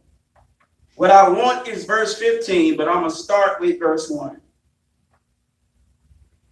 And after these things, after what things? See. The things that were talked about in chapter 18. Yes, sir. Go ahead. And after these things, I heard a great voice. A great voice of much people in heaven. Nice. We just slept with everything I just said. Come on. A great voice. I heard a great voice of much people in heaven. Wow. Nice. This ain't talking about no dead people whose souls are up in the sky, Right. but it's talking about heaven. Yes, sir. It's talking about people on earth, Yes, sir. but it's mentioned as heaven. Y'all all right? Yes, sir. Telling you ain't no heaven in the sky where your soul goes after you die. Right. This man heard a great voice of much people in heaven saying, Hallelujah. Salvation and glory and honor and power unto the Lord our God. For true and righteous are his judgments. Come on. Judgments are talking about justice. Yes, sir. Yes, sir. His judgments are true. What color is red, the symbol of? True. his judgments are righteous, Yes, sir. right, and true. Yes, sir. Meaning what? Justice is applied equally to all, even the devil himself. Come on. Talk back to me. For true and righteous are his judgments, for he hath judged the great whore. Who did he judge? The great whore. Who did he judge? The great whore. One more again. The great whore. Wait a minute. I thought God was coming to judge the whole world. That would sound like heavy word. Well, who is the great whore? See, that's not enough. The great voice of many people saying, hallelujah, glory, power, and all of this unto the Lord, for his judgments are true and righteous. They're celebrating the praise of this God's judging, not the whole world, Right, not all people, right. but one people styled as the great whore. Now, what is it about this great whore receiving judgment that makes much people in heaven have a great voice praising the Lord? Right. This great whore must have been doing something real significant. Come on. They so glad this great whore is judged. Right. Hallelujah. Praise the Lord. Go ahead. Rest of the world ain't getting messed with. It's this great whore. So come on. That's right. I got to put it in Negro. Nah, it's real. It's this great whore. Stop it, Minister Eric. Come on. It's so great. It's some great holes in Atlanta. Go ahead. That's right. Y'all know some great holes here. Yes, sir. 100%. Yes, sir. It's some great holes watching the lectures here, right? Come on. Now, this is why they're praising the destruction, judgment of the great whore. Come on. It's going to now talk about what the great whore did, which makes her being judged such a celebration. The great whore, which did corrupt the earth. So the whole earth is corrupt and has to be judged. Right. But how did the whole earth get corrupted? The great whore corrupted the rest of the earth. Right. Are you listening to me? Yes, sir. Yes, sir. This is one particular place on earth that's being judged Right. for the purpose of undoing what this one place has done every other place on earth. All right. This ain't rocket science. Corrupt the earth with her fornication. Come on. White folks all over the earth going to vacation. Everywhere this cracker find a beach Right. and some chicks.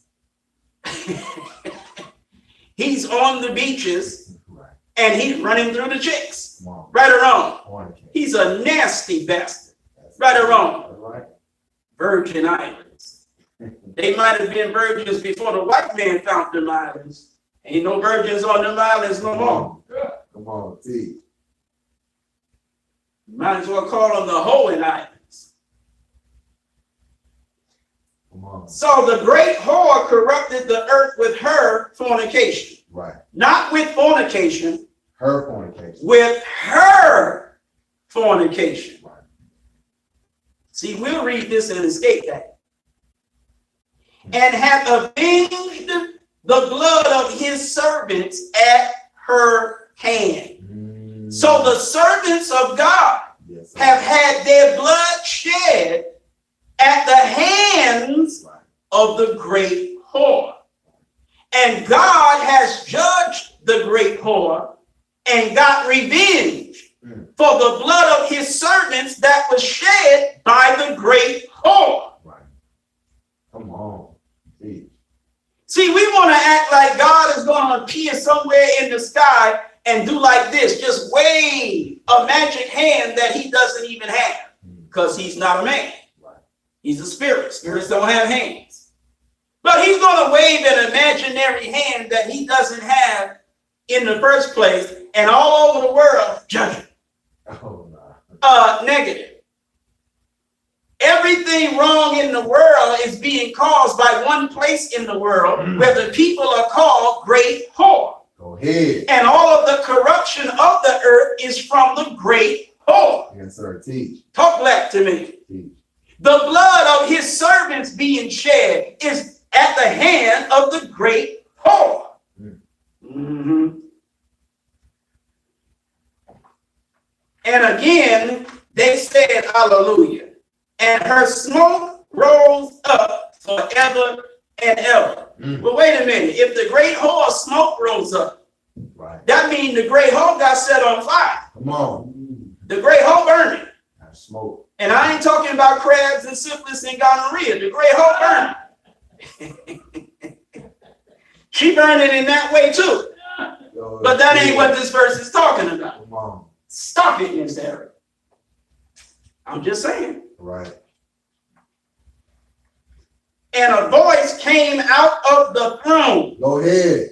A voice came out of what? The throne. The throne. Come on. Saying, praise our God, all ye his servants, and ye that fear him, both small and great.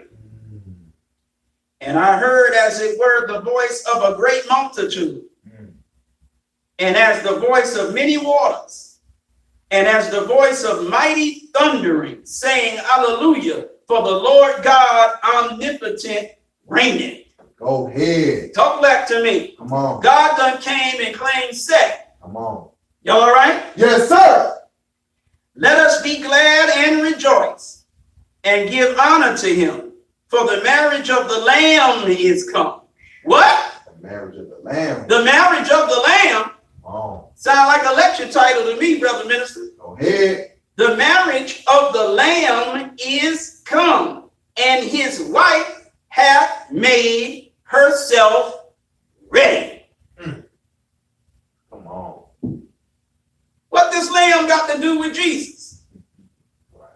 Well, in the Gospels, there's a bridegroom and a bride.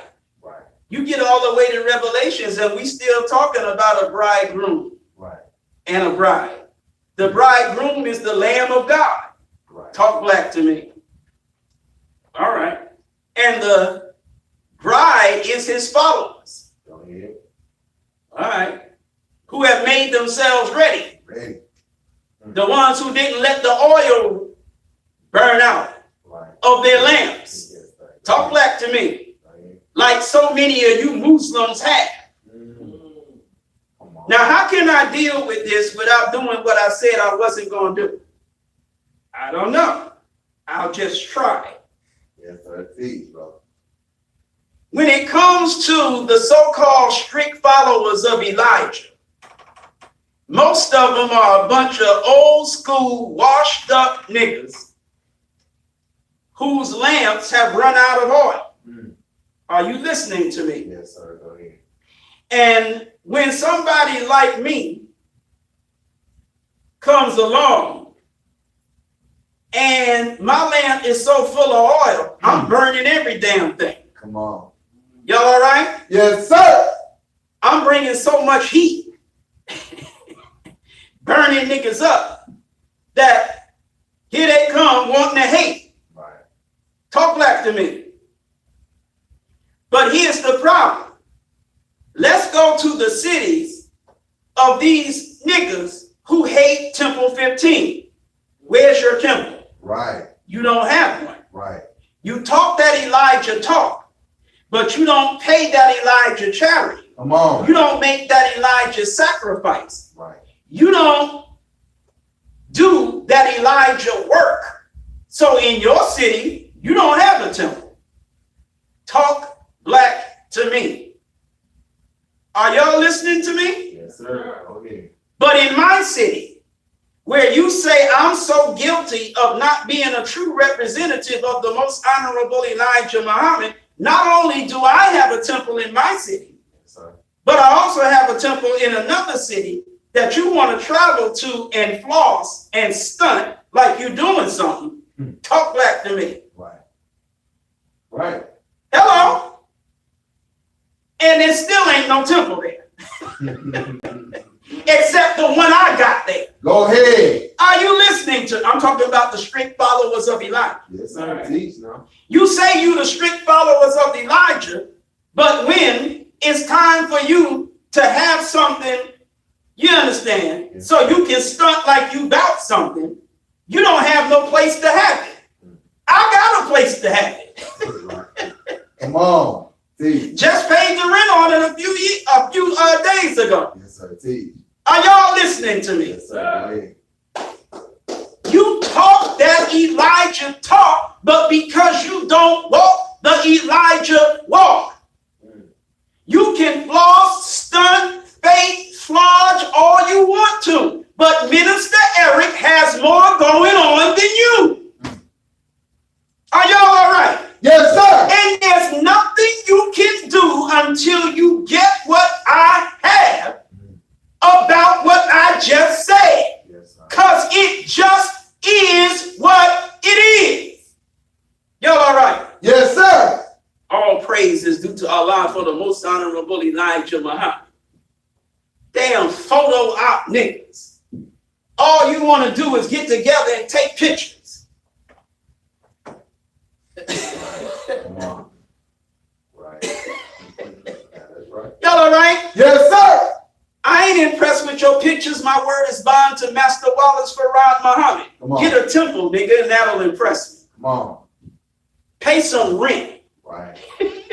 I paid plenty of it. Mm. Pay some rent. Pay some electricity. Talk black to me. Yes, sir. Pay some utilities. All that great Elijah talk, and you ain't got no utility bill to show for it. Come on. All that great Elijah Muhammad talk, you ain't got no mortgage or no lease, no deed or no lease to show for it. Yes, sir. Go ahead. Eric got deeds and leases. Come on.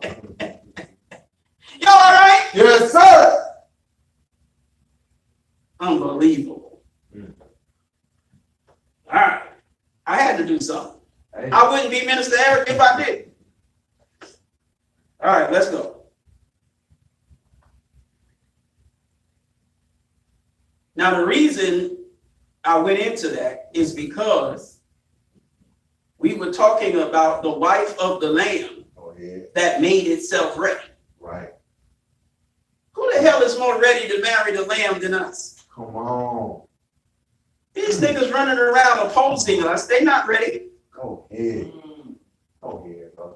Talk back to me. Teach. If the Lamb come to Atlanta and got to go to the bathroom, them niggas ain't got no place for them to go. Wow.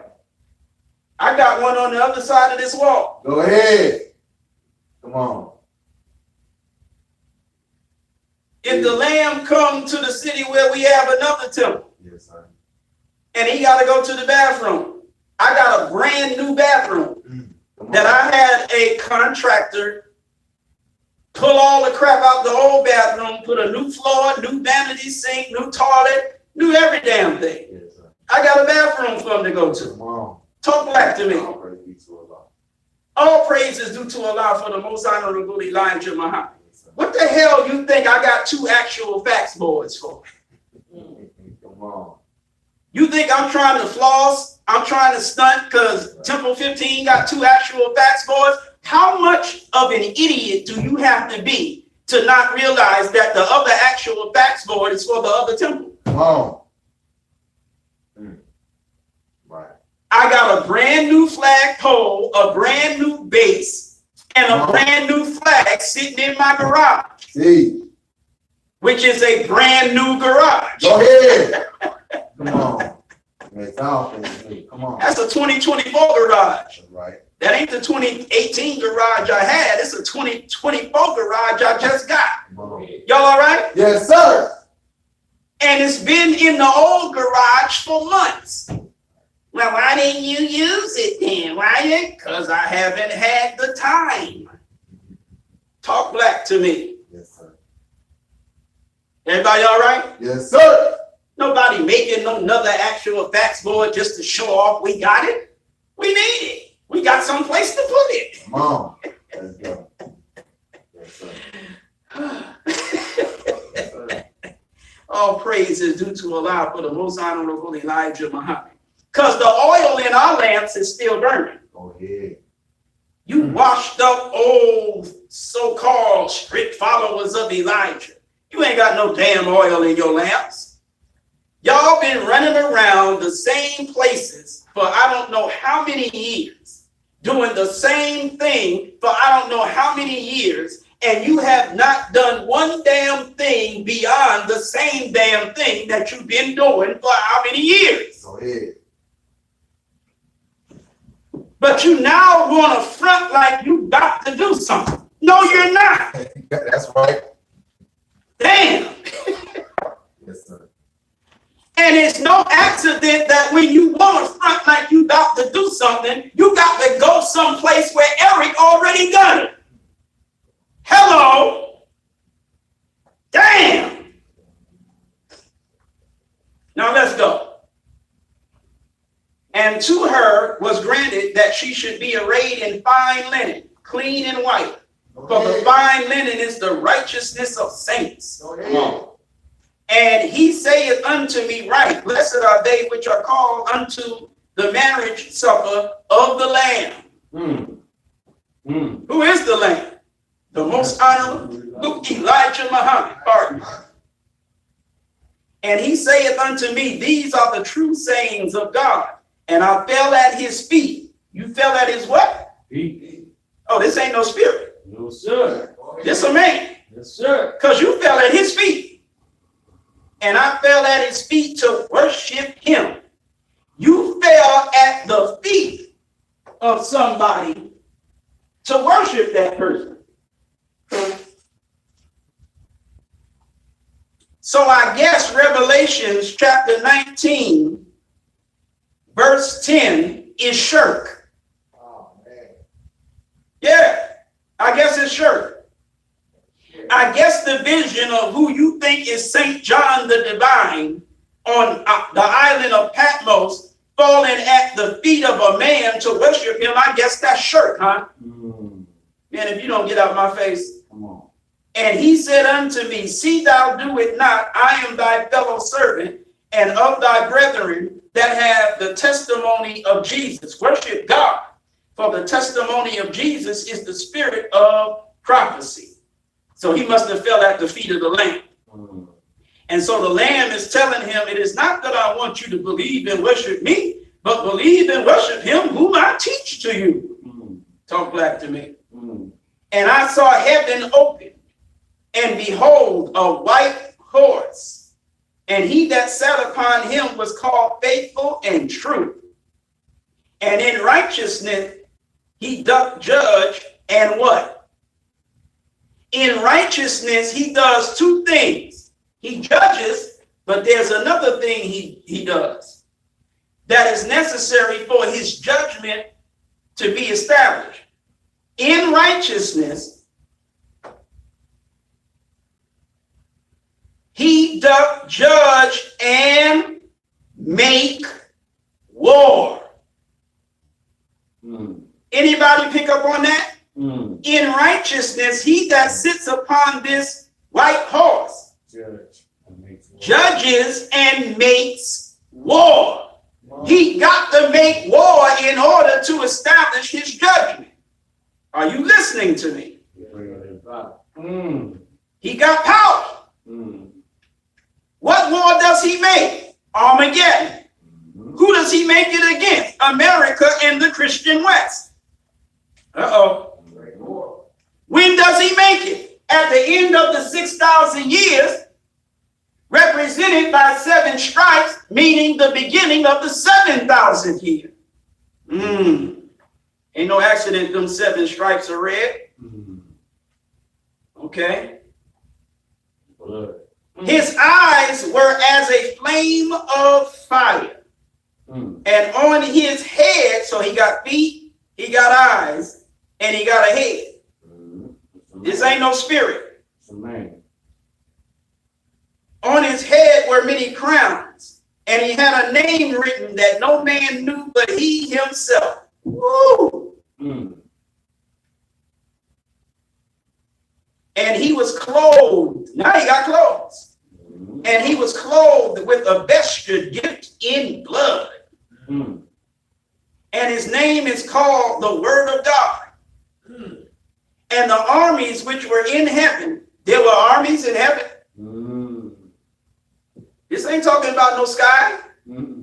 Land. There are no souls And it's that left bodies when they died that formed armies in no sky. And the armies which were in heaven followed him upon white horses. Mm. Souls of the dead on earth don't float up to heaven and ride white horses. Mm. This is something happening on earth. Mm. Clothed in fine linen, white and clean, and out of his mouth, this is the verse that I'm talking about, and out of his mouth, whose mouth? The Lamb. Talk back to me. Out of his mouth goeth a sharp sword, that with it he should smite the nations. Mm.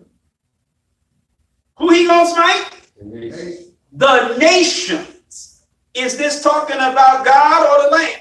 The land.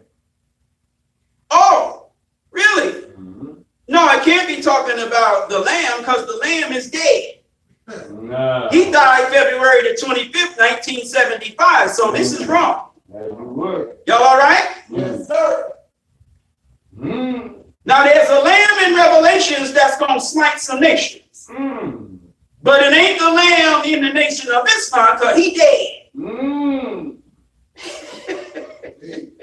So they say.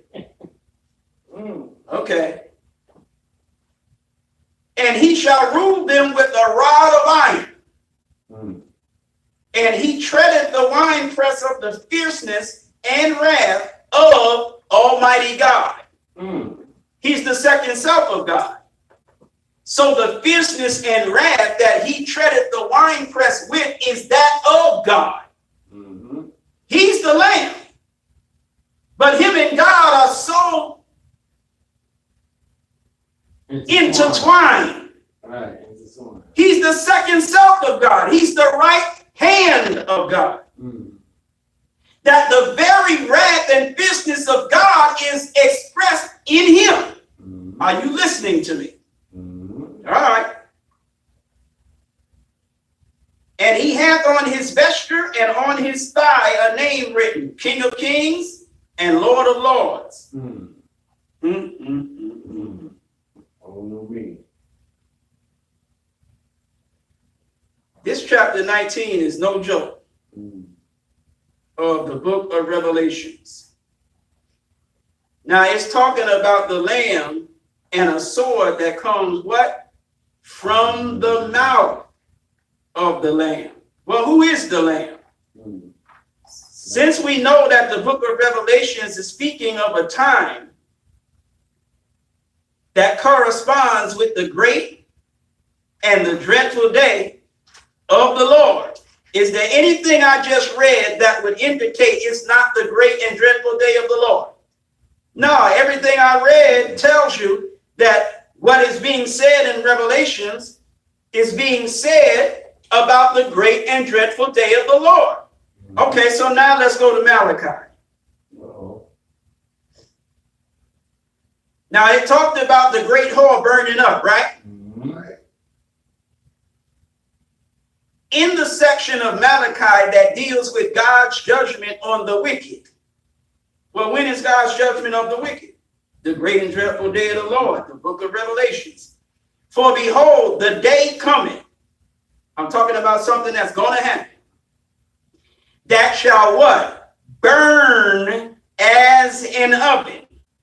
Burn what as an oven? The great whore. How do you know? Because her smoke rose. Right or wrong? Mm-hmm. And all the proud, yea, and all that do wickedly shall be stubble, meaning fuel for the fire. And the day that cometh shall burn them up, saith the Lord of hosts, that it shall leave them neither root nor branch. Mm. But unto you that fear my name shall the Son of Righteousness arise. Look at that flag over on the right. Mm. Shall the Son of Righteousness arise with healing in his wings? Mm. Talk black to me. Mm. And ye shall go forth and grow up as calves of the stall, and ye shall tread down the wicked, for they shall be as ashes under the soles of your feet in the day that I shall do this, saith the Lord of hosts. Remember ye the law of Moses, my servant. What? Talk back to me. Remember the law of Moses, which I commanded unto him in Horeb for all Israel with the statutes and judgments. Behold, I will send you Elijah. Go ahead. Mm. Hello? Dr. Michael. Yeah, just pick it back up. Mm. I, God talking, will send you, not Jesus. I will send you Elijah. Mm. The white man gonna have you waiting for Jesus. Mm. But I'm sending Elijah. Mm. And when Elijah comes, that is the coming of Jesus. Mm. Talk black to me. Go ahead. Mm.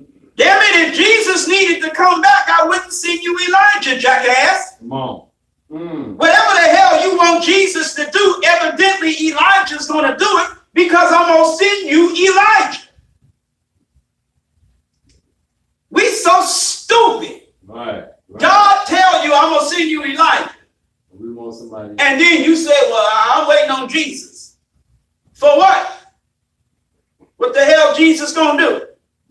Well. Mm. If whatever Jesus is expected by you to do was not going to be done by Elijah, why the hell is God sending Elijah? Right. Will you please use your brain? Mm. Mm. I will send you Elijah the prophet before the coming of the great and dreadful day of the Lord, and he shall.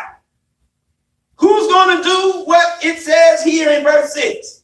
Is Jesus going to do what Malachi 4 and 6 is going to do? No, sir. Who's going to do it? Elijah. Elijah's going to do it. Mm. Now let's figure out what Elijah is going to do when God sends him. And then once we figure that out, let's ask the question, what the hell we need Jesus to do after Elijah does it? Mm. No disrespect to Jesus. Mm. No, seriously. No disrespect to Jesus. Mm. Muslims believe in Jesus. Oh. Word is bond to Allah. We as Muslims believe in Abraham. Oh, We God. believe in Moses. We believe in David. We believe in Solomon. We believe in Jesus. We believe in Muhammad. That's right. There is no prophet of God who ever existed that Muslims don't believe in. We believe in all the prophets. We believe in all the scriptures they brought. We don't make no distinction between prophets. Orthodox Muslims do. They say we believe in all the prophets up to and including Muhammad. But then they want to make a distinction and say, but Elijah Muhammad ain't. He ain't no messenger. You now are making a distinction. You want to accept some divine messengers and warners and not others. In particular, you want to accept all the representatives of God that he has sent except Elijah Muhammad. Right. That's true.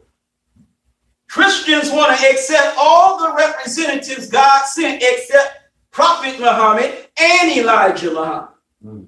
Jews want to accept all the representatives that God sent except Jesus, except Prophet Muhammad, and except Elijah Muhammad. Everybody want to pick and choose which one they don't want to accept. But we, the Muslims, accept them all, regardless. Are y'all all right? Yes, sir. Now let's talk about what Elijah's going to do. And he shall turn the heart of the fathers to the children. Is Jesus going to do that? As you were, sir. Mm. and the heart of the children to their fathers.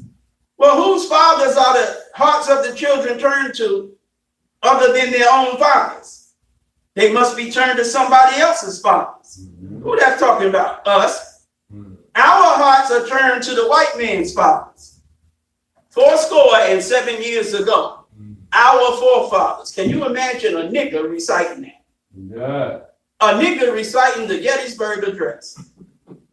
As if 7 years from the date of that address, a nigger's forefathers No way. did anything Abraham Lincoln said. No, those were the white man's forefathers.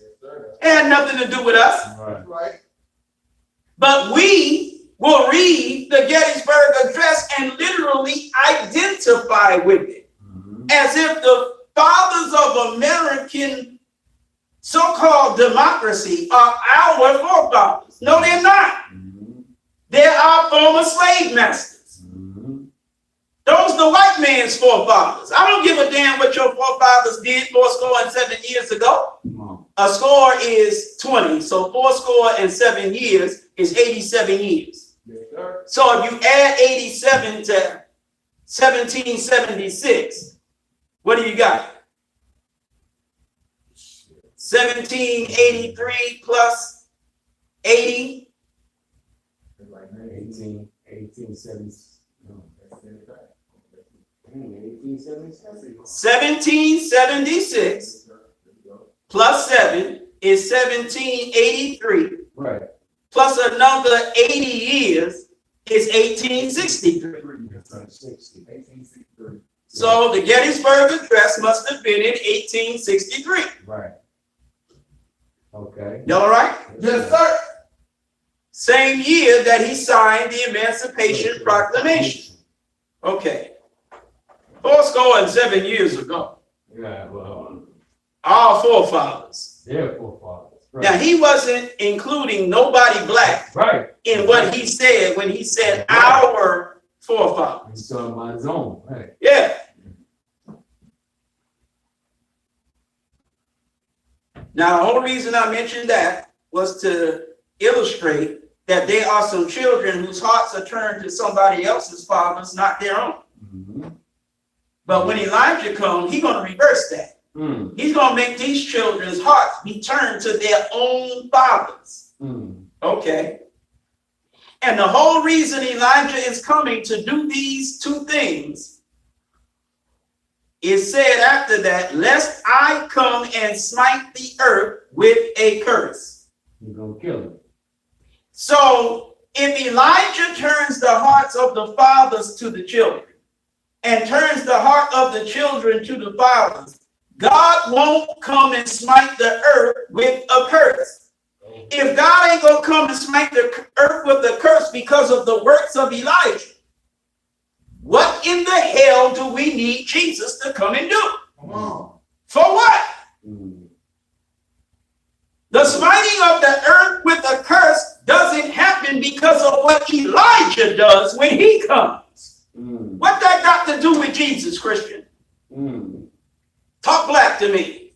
You take Elijah for nothing and you go all crazy with Jesus. But there's a man named Elijah who's going to appear in the last days, sent by God, raised by God, who's going to do a work on behalf of God. That makes it totally unnecessary for the prophet Jesus of 2,000 years ago to come back and do nothing. Y'all all right? Yes, sir. The man we need to be with in this day and time is not a man named Jesus. He's a man named Elijah. The sword that proceeds from the mouth of a lamb in the book of Revelations that enables him to make war with the beast that none could make war with. That's a man named Elijah. That's not Jesus. Are you listening to me? God. You say, no, it's Jesus. Malachi said, no, it's Elijah. What is wrong with you? Talk back to me. You say, well, Jesus, Hold up, wait a minute. Elijah is a man of such importance that you find him coming up in the First Kings. And when he starts out in the First Kings, you keep seeing him all the way from the First Kings all the way through the book of Revelations. Yeah. This ain't no joke. Mm-mm. This man is serious. Mm-hmm. Talk back to me. And this man Elijah is a man like Moses because he, the Lamb, is seen on a foreign shore singing the victory song of who? Moses. Talk back to me. Mm. But that can't be true because he's dead. Mm. So they say. It can't be true because he's dead. Right, right.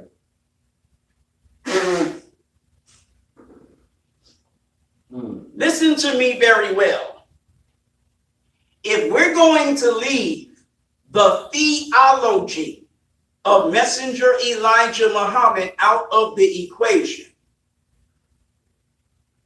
everything is cool. He dead. Let's just eat bean pies, wear bow ties, and do for self. Let's just have a strong brotherhood and do for self and be proud to be black and you know, just live our best life. More to it. Some more to it. Mm. But if we're going to leave the theology of Master Farad Muhammad, that he gave the most honorable Elijah Muhammad in its place in our nation, if we're going to leave his theology where he placed it in the nation of Islam, all that dead stuff becomes a problem. Talk black to me. Mm-hmm. Some of you want to just ignore the theology, and that's fine. You can ignore the theology. But if you ignore the theology, you got to deal with where that leaves us. Talk black to me. The Nation of Islam is not a movement that doesn't have a theology, that doesn't have a doctrine. And everything else you appreciate about the Nation of Islam is based on the theology. It is the theology that produced whatever else you like about it, whatever else you appreciate about it. It all came from the theology. Now, if we're going to deal with the theology, we must teach those things you disagree with. And when we teach those things you disagree with, you in the valley of decision. You have to decide that you're going to not believe in the theology we teach and not believe it while you claiming you believe in the messenger. Mm. Mm. Mm. I believe in the most honorable Elijah Muhammad, but I believe he's dead. Mm-hmm. No problem. As long as you only dealing with principle number one.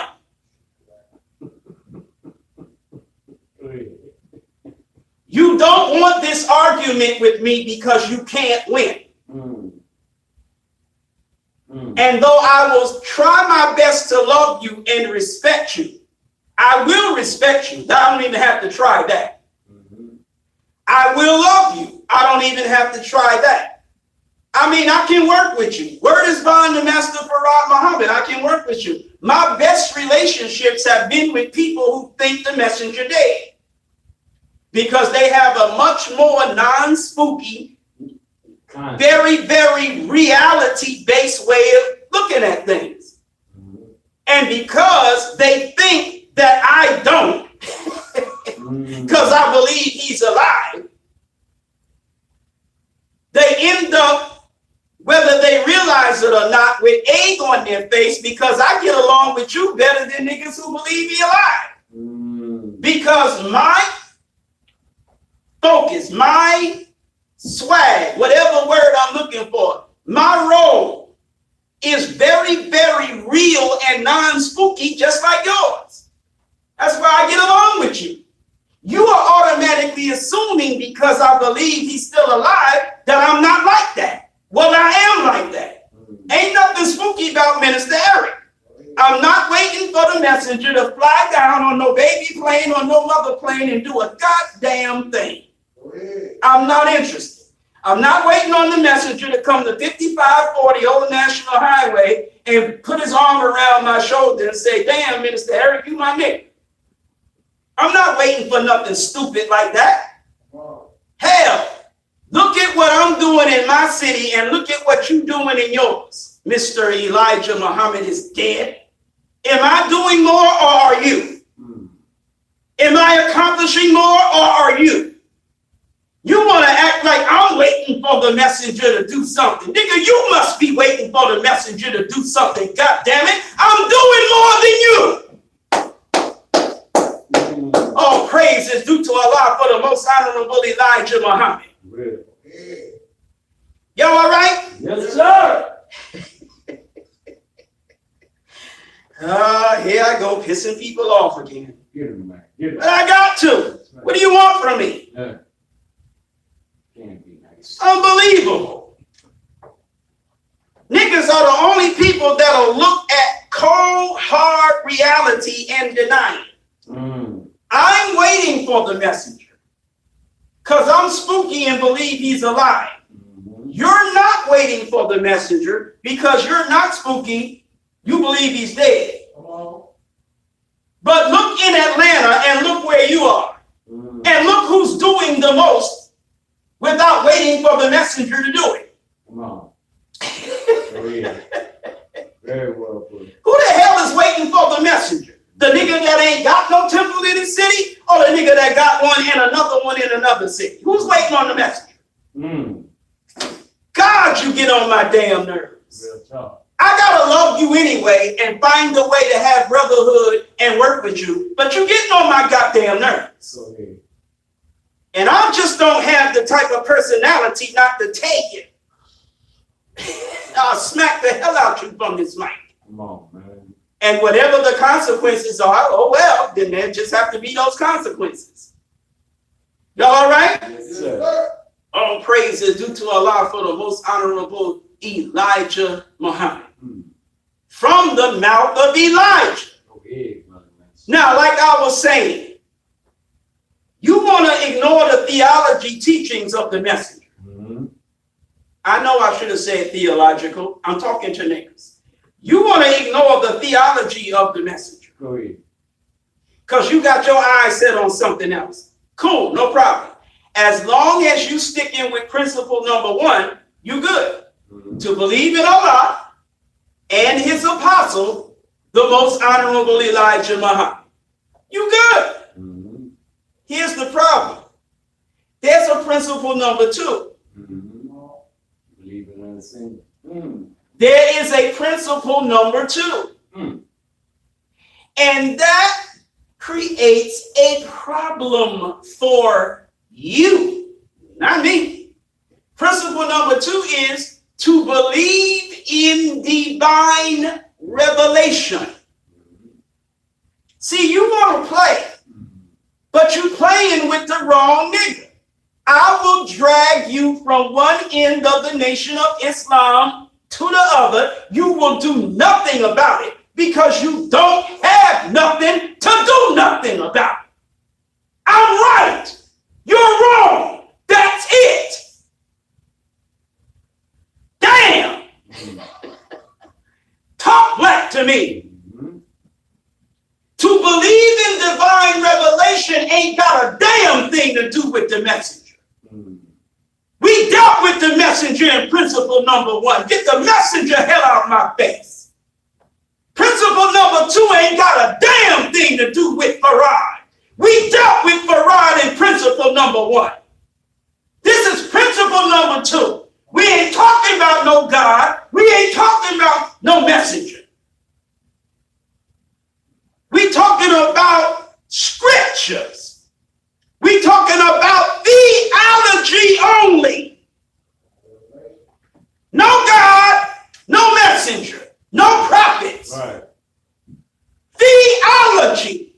Nothing but theology. Principle number 2.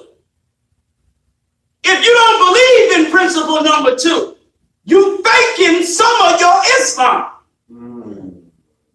Talk back to me. Go ahead. If you believe in 4 out of the 5, You fake it. you fake it. Yeah, you gotta believe it. You're not a complete fake. Right. Hell, I'll take a nigga that believe in 4 out of 5 all day long. Yeah. Y'all all right? Yes, sir. If you got a gun that only shoots 5 bullets, and you got bullets in 4 out of the 5 slots, and we got to roll on somebody, I want you rolling with me, Yeah. because you got 5 caps for us to handle this business with. Huh? I'd rather roll with you than the nigga who only believes in 1 out of 5. He gonna bust 1 shot and he ain't useless. Yeah. You got 4 shots to bust. Mm-hmm. Come on, let's go. Right.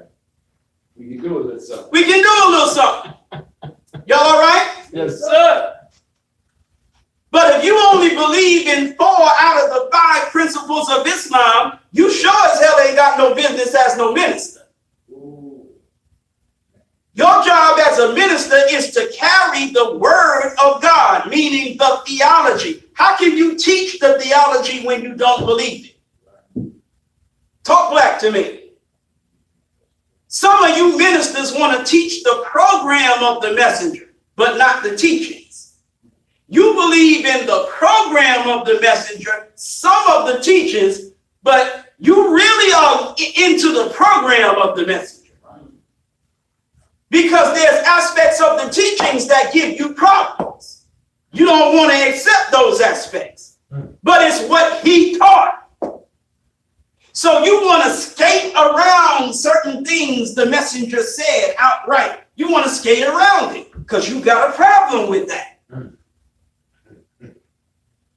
And proclaim your love and dedication to the program. Well, the messenger didn't just give us a program. He gave us the life-giving teachings and program.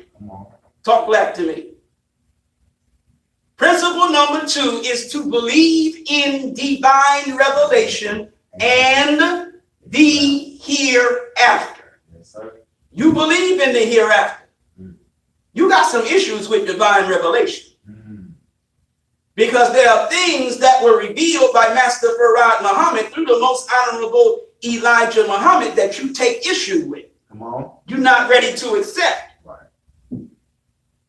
Talk back to me. So you believe in principle number 1, principle number 3, principle number 4, principle number 5, and half, so let me bend my thumb, half of principle number 2. You believe in 4 1/2 principles of the 5 principles of Islam. What I just did is present you with an argument that you are not capable of digesting. Because when it comes to theology, that's not your thing. Talk back to me. But I'm a minister. I'm a minister. Yes, sir. Theology is my thing. Go ahead. Talk back to me.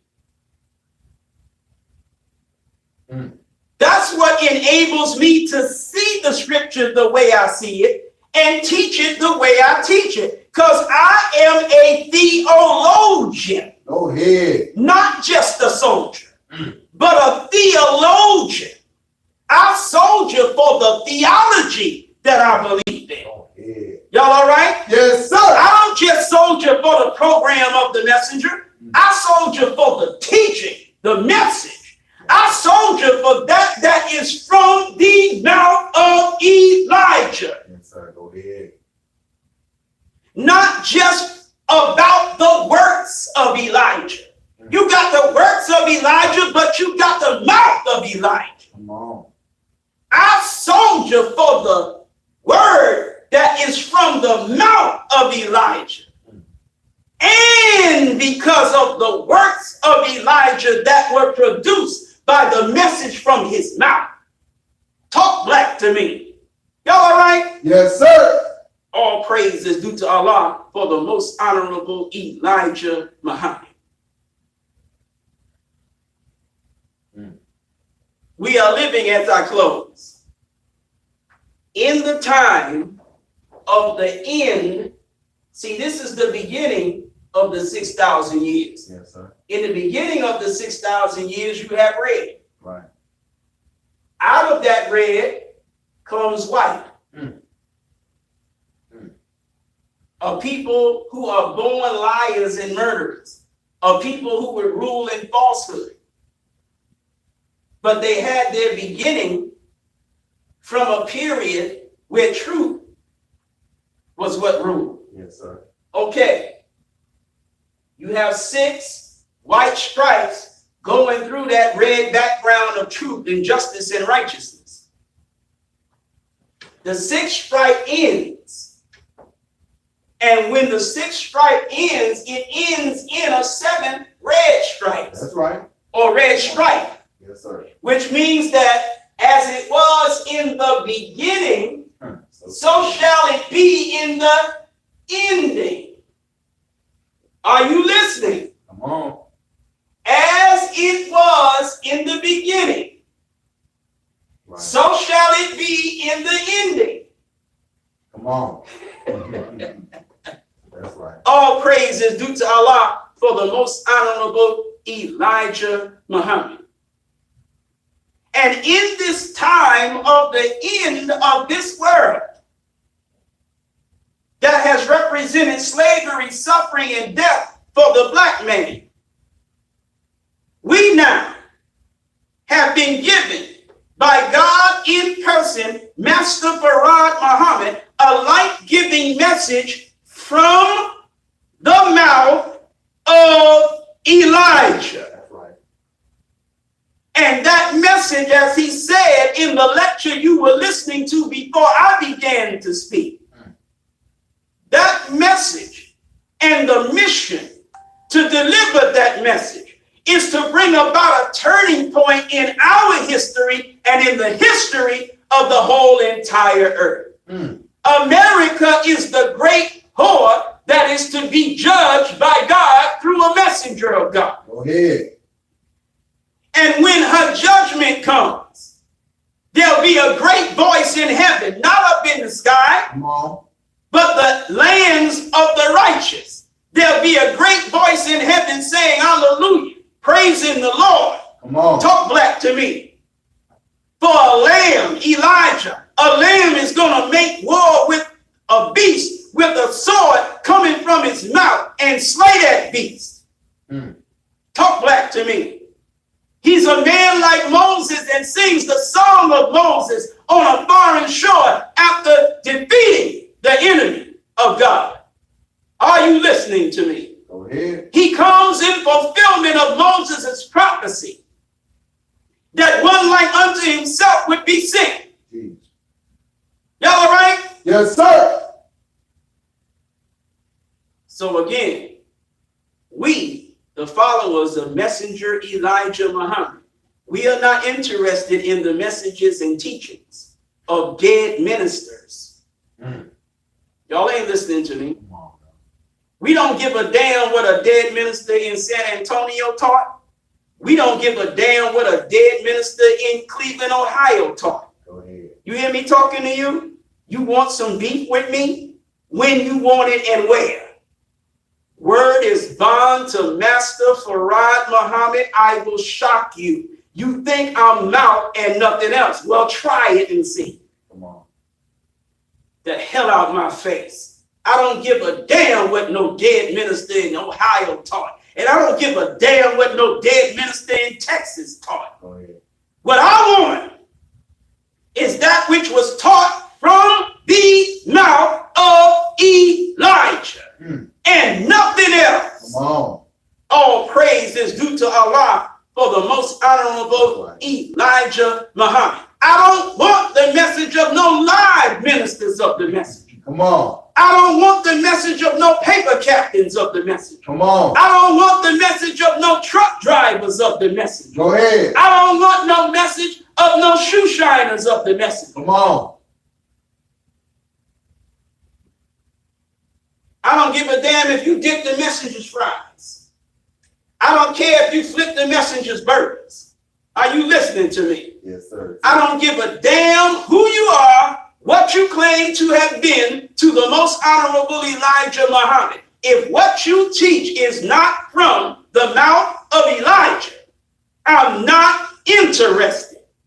Talk black to me. I don't care how many businesses you have. I don't care if you got some schools. I don't care if you got no businesses. I don't care if you got no patches that you call farms. I don't care. See, unlike many members of the Nation of Islam, I actually am here for the theology. Come on. What I'm here for. Go ahead. I'm here for that is from the mouth of Elijah. Everything else I like too. But it is from the mouth of Elijah that comes what Eric Muhammad is in the Nation of Islam for. All praise is due to Allah for the most honorable Elijah Muhammad. Thank you for listening. Assalamu alaikum. Wa alaikum salam, sir. All praise is due to Allah for the most honorable Elijah Muhammad. You make like a drummer guy. Yes, sir.